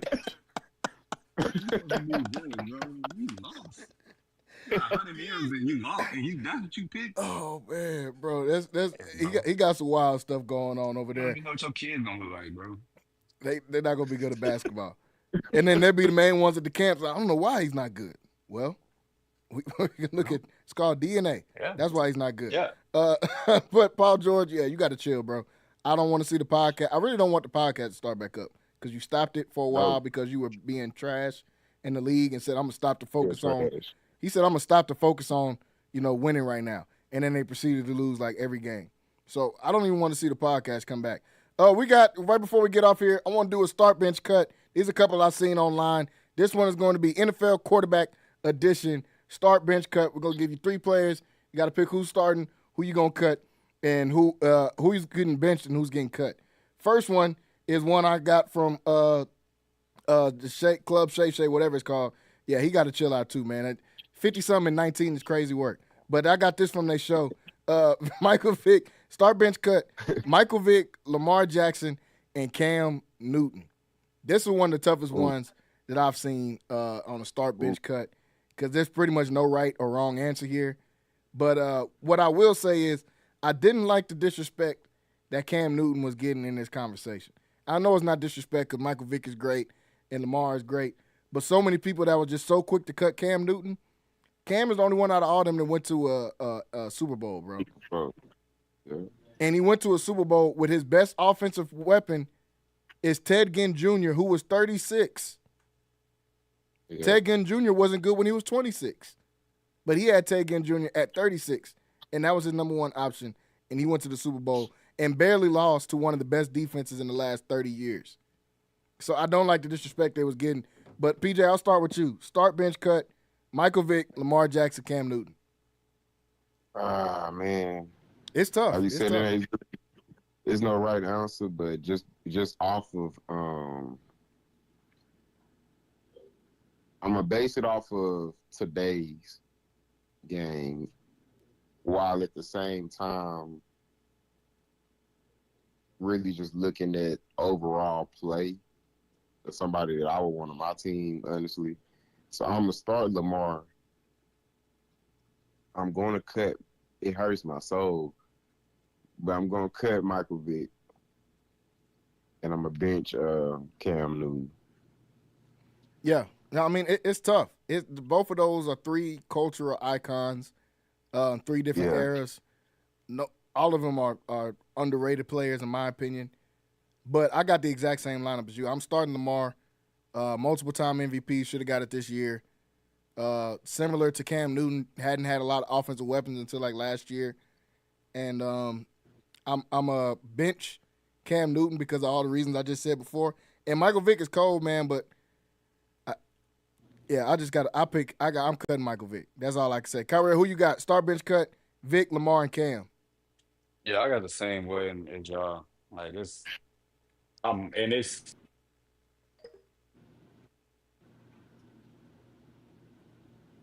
Okay, I'll see if we get Kyrie's back in there. But yeah, I got the same one. He said we got the same as us. I got the same one, man. Cam is really almost pushing for that number 1 spot. I know Lamar's stats and the stuff he did, like especially last year, was historical. But man, Cam Newton, bro, a one-man offense. They were averaging that year that he won the MVP. They were averaging 30 points a game. You can't even name me the offensive players on that team besides Cam. You can because I know you were watching, but most people can't name the other offensive starters on that team, and they averaged 30. And people were in the comments saying, "Oh, okay, well, Cam got to the Super Bowl, but look who he was playing against in the NFC." And I don't know what that's supposed to mean. Seattle was nice in the NFC. 49ers were nice. Aaron Rodgers was at his peak. Aaron Rodgers was in his prime. Like I don't get what they were saying with that, saying that he didn't play nobody in the NFC. I'm like, what are you, bro? The NFC was loaded when Cam came out. They wasn't watching football. They wasn't watching football at the time. No, they couldn't have been because I don't know what that's supposed to mean. But yeah, I got the same one. Kyrie, I'll let you finish yours. Your mic got cut out when you were going about who you got. Yeah, like I said, bro, Lamar, Cam, Vic. Bro, Vic never reached the heights that Cam or Lamar did. So like that's not even if you putting Vic over any of them, bro, you just played too much Madden 2004. Like I'm honestly, he was boosted on there, bro. Like he was unstoppable. He was unstoppable. He was unstoppable, bro. All you had to do was throw the ball and run. I mean, call a pass play and run up the sideline. Touchdown every time. It was crazy. Every time. But yeah, Cam Newton, bro. I don't tolerate no Cam Newton disrespect. That is my Me favorite either. football player of all time. Just those years from just the run from Auburn to them years in Carolina, bro. I don't care. That was the best football player I've ever seen. Like Cam was a problem, just bro. straight up. Ted Ginn And Jr. Major problem. as his number Ted Ginn one. Jr. Greg Olson was hurt, but 80% of that time, bro. But Ted Ginn Jr. and then bro, An old Jonathan Stewart as your running back. Because C-Mac wasn't Jonathan there yet. Stewart, Kelvin Benjamin, Bust Self. Yeah, he didn't play. Uh, No, he tore his ACL that year. He was the number one. But he didn't play that entire oh, year because he tore his ACL. That's why it was Ted Ginn Jr. you just put on the highlights, bro. Like Lamar, tell me which player you drafted number one. Lamar, I won't be mad if somebody took Cam over Lamar, but Lamar is the answer just because you gotta respect all the accolades Yeah. and the dominance. But yeah, bro. Like personally, I'm picking Cam for my team. My team. No, But I'm gonna yeah. start Lamar. I'm gonna start Lamar in that. But if I got to pick just out of anybody, I'm taking Cam, bro. I mean, he's 6'6", 260, got a cannon arm, and still got the rookie passing record for all the people that he didn't pass the ball. No one's Yeah. thrown for more yards as a rookie than him still right now. That was 2000. That was on the worst team in the league. He did that in 2010 when he was doing that. So come on, man. We're not gonna disrespect Cam on here. Here's one that I came up with. This is a little bit 2000, so y'all are both like this one. Big Ben, talking about Ben Roethlisberger, if everybody doesn't know. Phillip Rivers and Carson Palmer, start bench cut. Who do y'all got? Kyrie, I'll go back to you since we started with PJ on the last one. I'm starting Big Ben, Philip, and then Carson. All was nice though, but to me, Big Ben was just like I hated Big Ben Roethlisberger. I ain't gonna lie to you, I was not a fan. But Philip Rivers, like he made it work too. Travis Benjamin and all those. Like, man, I thought Hines Ward was terrible. I Boy, hating thought, on Hines. bro, I thought Santonio Holmes was like boosted, bro. I really did. I really think that like the first time he got like a legit receiver was AB, and I think that's the only reason AB was sane because he had been. But hey, Philip Rivers had a lot of yards. But man, Philip Rivers is he in Romo conversations, bro. Like I don't I'm put taking Romo Phillip with over Big Ben. Romo. I feel that the yards, the stats will like tell you that, bro. But I feel like Big Ben is where everything a quarterback should be. Your quarterback should be. Besides all that, out of the criminal activity. See, I wasn't even gonna bring that up. See, but mine is a little bit different. I'm actually starting Carson Palmer. I'm starting Carson. I think that if Big Ben was on the Bengals, he'd be just like Carson Palmer and have 0 playoff victories. I think it'd be the exact same way. Carson Palmer coming straight out. Carson Palmer was nice as soon as he got to the Bengals. He was nice. Big Ben was nice in like 2012 to 2017. All them other times, you got the steel curtain defense. But I'm starting Carson Palmer. I'm benching Big Ben, and I'm cutting Phillip Rivers on mine. I like Phillip. He's real spunky. He's got 1,000 kids and all this kind of stuff. But I got to cut him though. I'm starting Carson, man. I think Carson is honestly underrated as far as a NFL QB. His team was just sorry. We can't name 5 Bengals from any of them years out there. Ocho Cinco, Carson, T.J. Huzmanzada, Cedric Benson. I don't know. After that, I'm starting to get lost. He had the best offense though. Who? Besides the Le'Veon Bell and AB era. You said he had the best offense out of all 3 of them? Yeah, for sure. Definitely not. San Diego had a better offense. Man, TJ Houshmandzadeh and Chad Ochocinco. That was for a couple of years. That was for a couple of years. And TJ was okay, and TJ was good, but I ain't gonna give him all that now. I ain't gonna give him all that. I like TJ, but he like a James Jones type receiver. Like he ain't no James Jones. Yes. Man, you better put some respect on James Jones. Man, I ain't putting none on him. Ain't no Pro Bowl. He led the league. He led the league in touchdowns. He Man, one of them Jalen type of Tolbert guys. led the league, led the Stop it, Cowboys in stop it, touchdowns. man, stop it. Ain't nobody talking I about don't that care about I that don't care about Jalen touchdowns Tolbert. right now. PJ, who you got? Start bench cut. Big Ben, Phillip Rivers, Carson Palmer. Mine's like yours. I'm starting Carson Palmer. I'm gonna bench Big Ben, and then I'm gonna cut Phillip Rivers, because Phillip Rivers he too iffy, man. When it came to certain moments in the game, he was just too iffy for me. Great regular season quarterback though, but he just was way too iffy for me. But Carson Palmer was pressure, bro. Like people be forgetting, but dude was pressure. So I gotta start Carson Palmer. I was a huge fan of him definitely when he was in the league. Yeah, man, Carson, like you said, he's not getting enough respect, man. Carson was really like that. I feel like he was like that when he went to Arizona and he was old. They went to the NFC Championship game when he went to Arizona. So yeah, man, I would take Carson out of that. All right, here's the last one, and this one will be good for y'all because y'all both Cowboys fans. Dak Prescott, Justin Herbert, and Jalen Hurts. Kyrie, I know a couple of your favorite quarterbacks in the league are in this. So, who's your start bench cut? Dak Prescott, Jalen Hurts, Justin Herbert. Starting Dak, benching Jalen Hurts, and cutting Justin Herbert.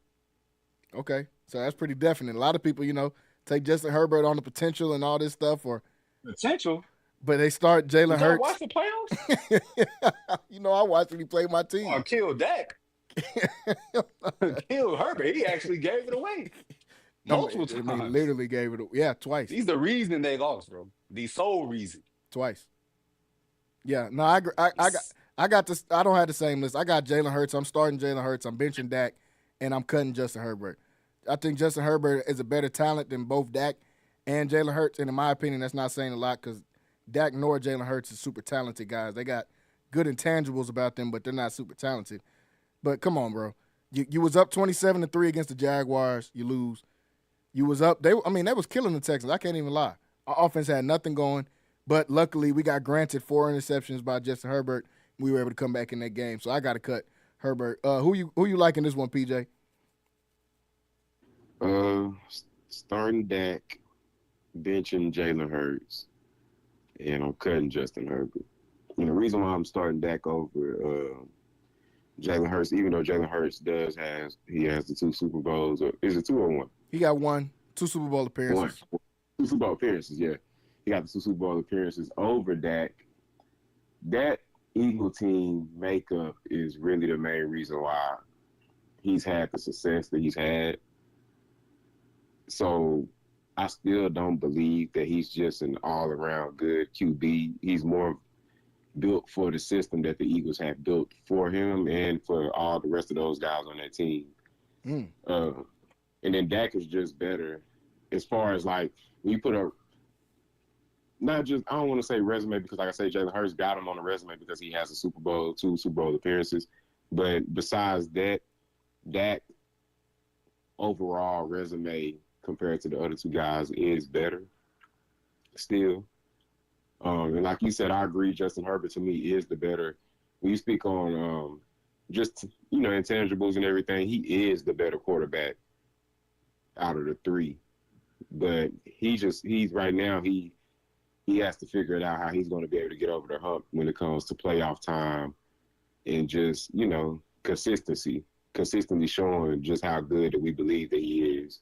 Because a lot of us we was comparing him to a lot of guys when he was first coming into the league, and even now we still are. He's still pretty young, so he got a lot of time on his hands still. Yeah, for sure. With the Chargers. Yeah, I agree. He's got to prove it in the playoffs. It's one thing to not win in the playoffs, but to be terrible in the playoffs is a completely different thing. You, like Kyrell said, he's the reason they lost 2 of those games. So both of y'all put Dak ahead of Jalen Hurts. Okay, I ain't shocked, y'all Cowboys fans, but what is Jalen Hurts a top 5 QB? Because after he won, a lot of people saying top 5. Bro. Can we stop, bro, with the Jalen Hurts? Hey, I'm not a Jalen. I don't consider myself a Jalen Hurts hater anymore, bro. But I'm gonna be real with you. The Super Bowl performance, you have to give him credit for that. I'm not putting you in the top 5, bro. The 3 games before that, you threw for less than 150 yards. You Yeah, know what I'm saying? nah, We're comparing him to somebody that's thrown 40 touchdowns in a season before. Like, I get it. yeah. Winning is all in football, bro. But we just talking about playing quarterback, bro. Like, if Dak was on that team, I do not see much of a difference, bro. Bro, that team is stacked. So they still win the Like, Super Bowl with that. I believe Most so, bro. I definitely. really do. Okay. I really do. I think the only reason Dak is because he's a Cowboy. Like, the way we run our franchise, bro. He's only been a Cowboy. How are we going to compare that to something else? He's only been a Dallas Bro, Cowboy. I get it, man, but dude ain't threw 25 touchdowns in a season. How can he be a top 5 quarterback? That's pretty wild. I can't lie. That's pretty wild. You He ain't threw hasn't. 25 touchdowns. He scored 25 because the Oh yeah, rushing he gonna and run. the push tush, He's but he hasn't thrown 25 touchdowns, bro. yeah, that's Like, kind of tough. what are we talking Put about? you in top 5. We But come from an era of it's gods. the intangibles, man. It's the intangibles, and that's the problem. See, we come from the 2000s where we got Drew Brees and Tom Brady and Peyton Manning playing all at the same time, and they gonna have and Aaron Rodgers and Brett Favre. Like we gonna And Phillip like we talking and about guys that's Ben gonna be Carson. yeah. So that's tough. Coming from the era of football that we used to watch, and that's tough. But I don't know. Intangibles might get him to top 5 for me. I might put him at 5 just because of all the other things that Jalen Hurts can do. But we run. Go ahead. I need you to list them real quick. Who? My top 5 The quarterbacks? 5, yeah. Mahomes, Josh Allen, Lamar. Man, I ain't even looked at no NFL stuff. I don't want to leave nobody out. Hold on. I said Mahomes, Josh Allen, Lamar. I mean, I guess They it's between suck. him and Joe Burrow. Oh, y'all, no, okay. Yeah, Joe Burrow, they suck. Who? Because after 4, Yeah, I mean that's no. why I'm giving them 5, bro. Forget that. I'm giving them 5, bro. Jalen Hurts done been to 2 of them. He done been to 2 of them things. He coming off a Super Bowl MVP, bro. I gotta give him some love. Man, this is a Mickey Mouse quarterback club, bro. I can't say that's a good quarterback, bro. He won the Super Bowl MVP, bro. He's a good quarterback. If you win Super Man, Bowl MVP, Brad you're a quarterback. Johnson won the. No, he didn't. And come on, man. That's one of the best defenses of all time that he won that with. Bro, did the what's the names do anything? Who? The Chiefs? No, they didn't do anything, but the Eagles defense ain't the 0-2 Bucks defense. 0-2 Bucks defense Bro. got like 4 Hall of Famers on it. Eagles All I'ma defense say don't have is- one. All I'm gonna say is they had a lot of all pros in that defense. Yeah, the Cowboys should have showed y'all that all pros don't mean that much, man. That's a stat. Well, we the Cowboys. That's just a stat. All pros don't mean nothing. Look, we're pretty much out of time, y'all. Before we get off here, the game tonight, coming on in about 30 minutes. OKC versus Thunder. Kyrell, does the Thunder close it out tonight and move on to the Western Conference Finals, or is this thing going to 7? No, I was going to 7, bro. Like, all they need is Russell Westbrook not to shoot 1 for 7. Yeah. Is Michael Porter Jr. the worst starter in the playoffs? The worst starter? He's horrible. Michael He's Porter terrible. Jr. is horrible. I know he's hurt. Good for nothing. I know he's hurt. But, bro, you should have just been hurt then. Because this is bad. He's actually a liability on there. They're actually leaving him wide open. He scored 1 bucket the last game, and he almost traveled. He had a wide open dunk when no one was at the rim. He got the ball, dribbled, walked. They just didn't call it, and then he dunked. I was like, this guy's terrible, man. I don't know what's wrong. But so you think it's going 7. Denver wins at home tonight. OKC's a 5.5 point favorite. Yeah, I think because they're in Denver, right? Yeah, they in Denver. Yeah, man. I think first of all, what was that 360 no scope, bro? That Joker pulled. Like, Yeah, that was wild. that was some crazy. He's cold. Like, Joker is cold, bro, bro. he's nasty. He's the best player, bro. Yeah, he's the best player in the league Like- for sure. For sure. Yeah, like you say what you want, but he's the best player. Yeah, bro, they going 7, man. Actually, I'm gonna be rooting for Denver just because, I just don't like Oklahoma. But OKC is the best team left in the league, bro. It's theirs for the taking if they want it. Chet, as they doing this with like Chet shooting like 6 for 9, not taking that many shots. They like, not bro, gonna what if if, like, Jalen Williams don't play better, they're not gonna win no championship. when is Chet gonna be their second player?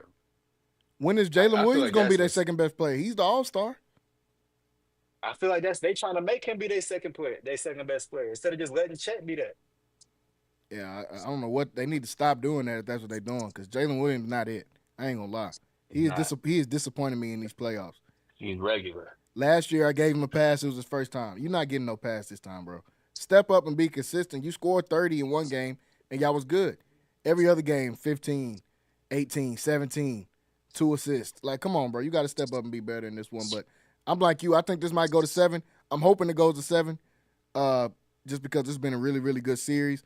Wouldn't be shocked about OKC closing this out tonight, though. I think, like I've been saying this whole series, Denver's just out of gas. Jokic is out of gas. Denver's out of gas. Their coach is just there. I've never seen this dude before. He looks like one of them AI people off of 2K, people they just put in the crowd behind the bench randomly. That's what their head coach looks like. I don't know what's going on with that. But PJ, who you liking this one tonight? Thunder versus Nuggets. Do the Thunder close it out? Yeah, I agree. I think it's going to Game 7. I got the Nuggets winning tonight, and then OKC they'll finish it off at home. Yeah, I know Oklahoma City's a small market and all this, so all the fans come out. But you know a team got to be small market when the brand on their jerseys is Love's gas station. I said this is crazy. Everybody else got these other corporations on there. People got Emirates, the airlines, all this kind of stuff. OKC pull their jerseys out. These boys got a steak and shake, as they say. Their sponsor is somewhere you can buy Church's Chicken and also get petroleum oil in the same place. That's their sponsor. Bro, take their team away, bro. Like if they win the championship, it's not gonna do nothing. Now we talked about the growth Minnesota experience. Yeah. OKC, no, that's not gonna happen. OKC, they're just gonna have a trophy. Hey man, they're Ain't gonna put be that no trophy. economic boost. They're gonna have a hayride when they get back to Oklahoma City. They're gonna have a hayride. They're gonna play some Garth Brooks, and they're gonna get it going out there in Oklahoma City if they go out there and win the championship. But I don't hate Shea, bro. What'd you say? I don't hate Shea, bro. Like I actually think he's the closest thing we have to be. All right. Straight up. Nah, man. No. Game wise. No. Bro, absolutely. No. Definitely not. I'm tired of people comparing people to Michael Jordan and Kobe. It's just not. I mean, Shea is cool. I get what you're saying because the mid-range stuff and all that. But you comparing Shea, bro. You comparing Shea to like 2010 Kobe. We got whole 96 from 2010 to talk about comparing. So, they don't compare with each other. But I get what you're saying. Nah, not even 2-4. You got to get all the way till 2010. He got 2-4 in 06. He ain't that. You got to go to 2010 Kobe when they beat the Magic or whatever that was. That's I can see that comparison. But yeah, this Oklahoma City team is just weird, man. I don't know. It's hard to put a pin in them because they're so good defensively. But offensively, I just feel like they leave so much to be desired. Like, why can't Chet get 20? Why can't J-Dub get 20? And I said this before the playoffs started. What's going to happen when Shea can't go to the free throw line like he was doing in the regular season, shooting 15 to 20 free throws? And now that he's not shooting 15 to 20 free throws, we're seeing him getting 22 points, 24 points here, 26 points. I think he had 30-something in the last game. He got to do that again if they want to try to close this one out tonight. I think it's going 7. I think Denver wins this tonight. Russell Westbrook will have that crowd energy behind him, so he's not going to do that random stuff where he just starts shooting air balls. I know the Warriors got eliminated. Draymond Green, please don't ever shoot another 3, bro. We watched you airball like 3 threes in a row. It was getting hard to watch. That team was hard to watch. They ain't had nothing to do with this Thunder team, but I just thought about that because Russell Westbrook was shooting them bricks in the last game. I got Denver winning tonight. Jokic going to have another historic game. That game coming on in about 15 minutes. Folks, we're out of time here today on the show. I want to thank everybody for tuning in with us, not only today, but all week long.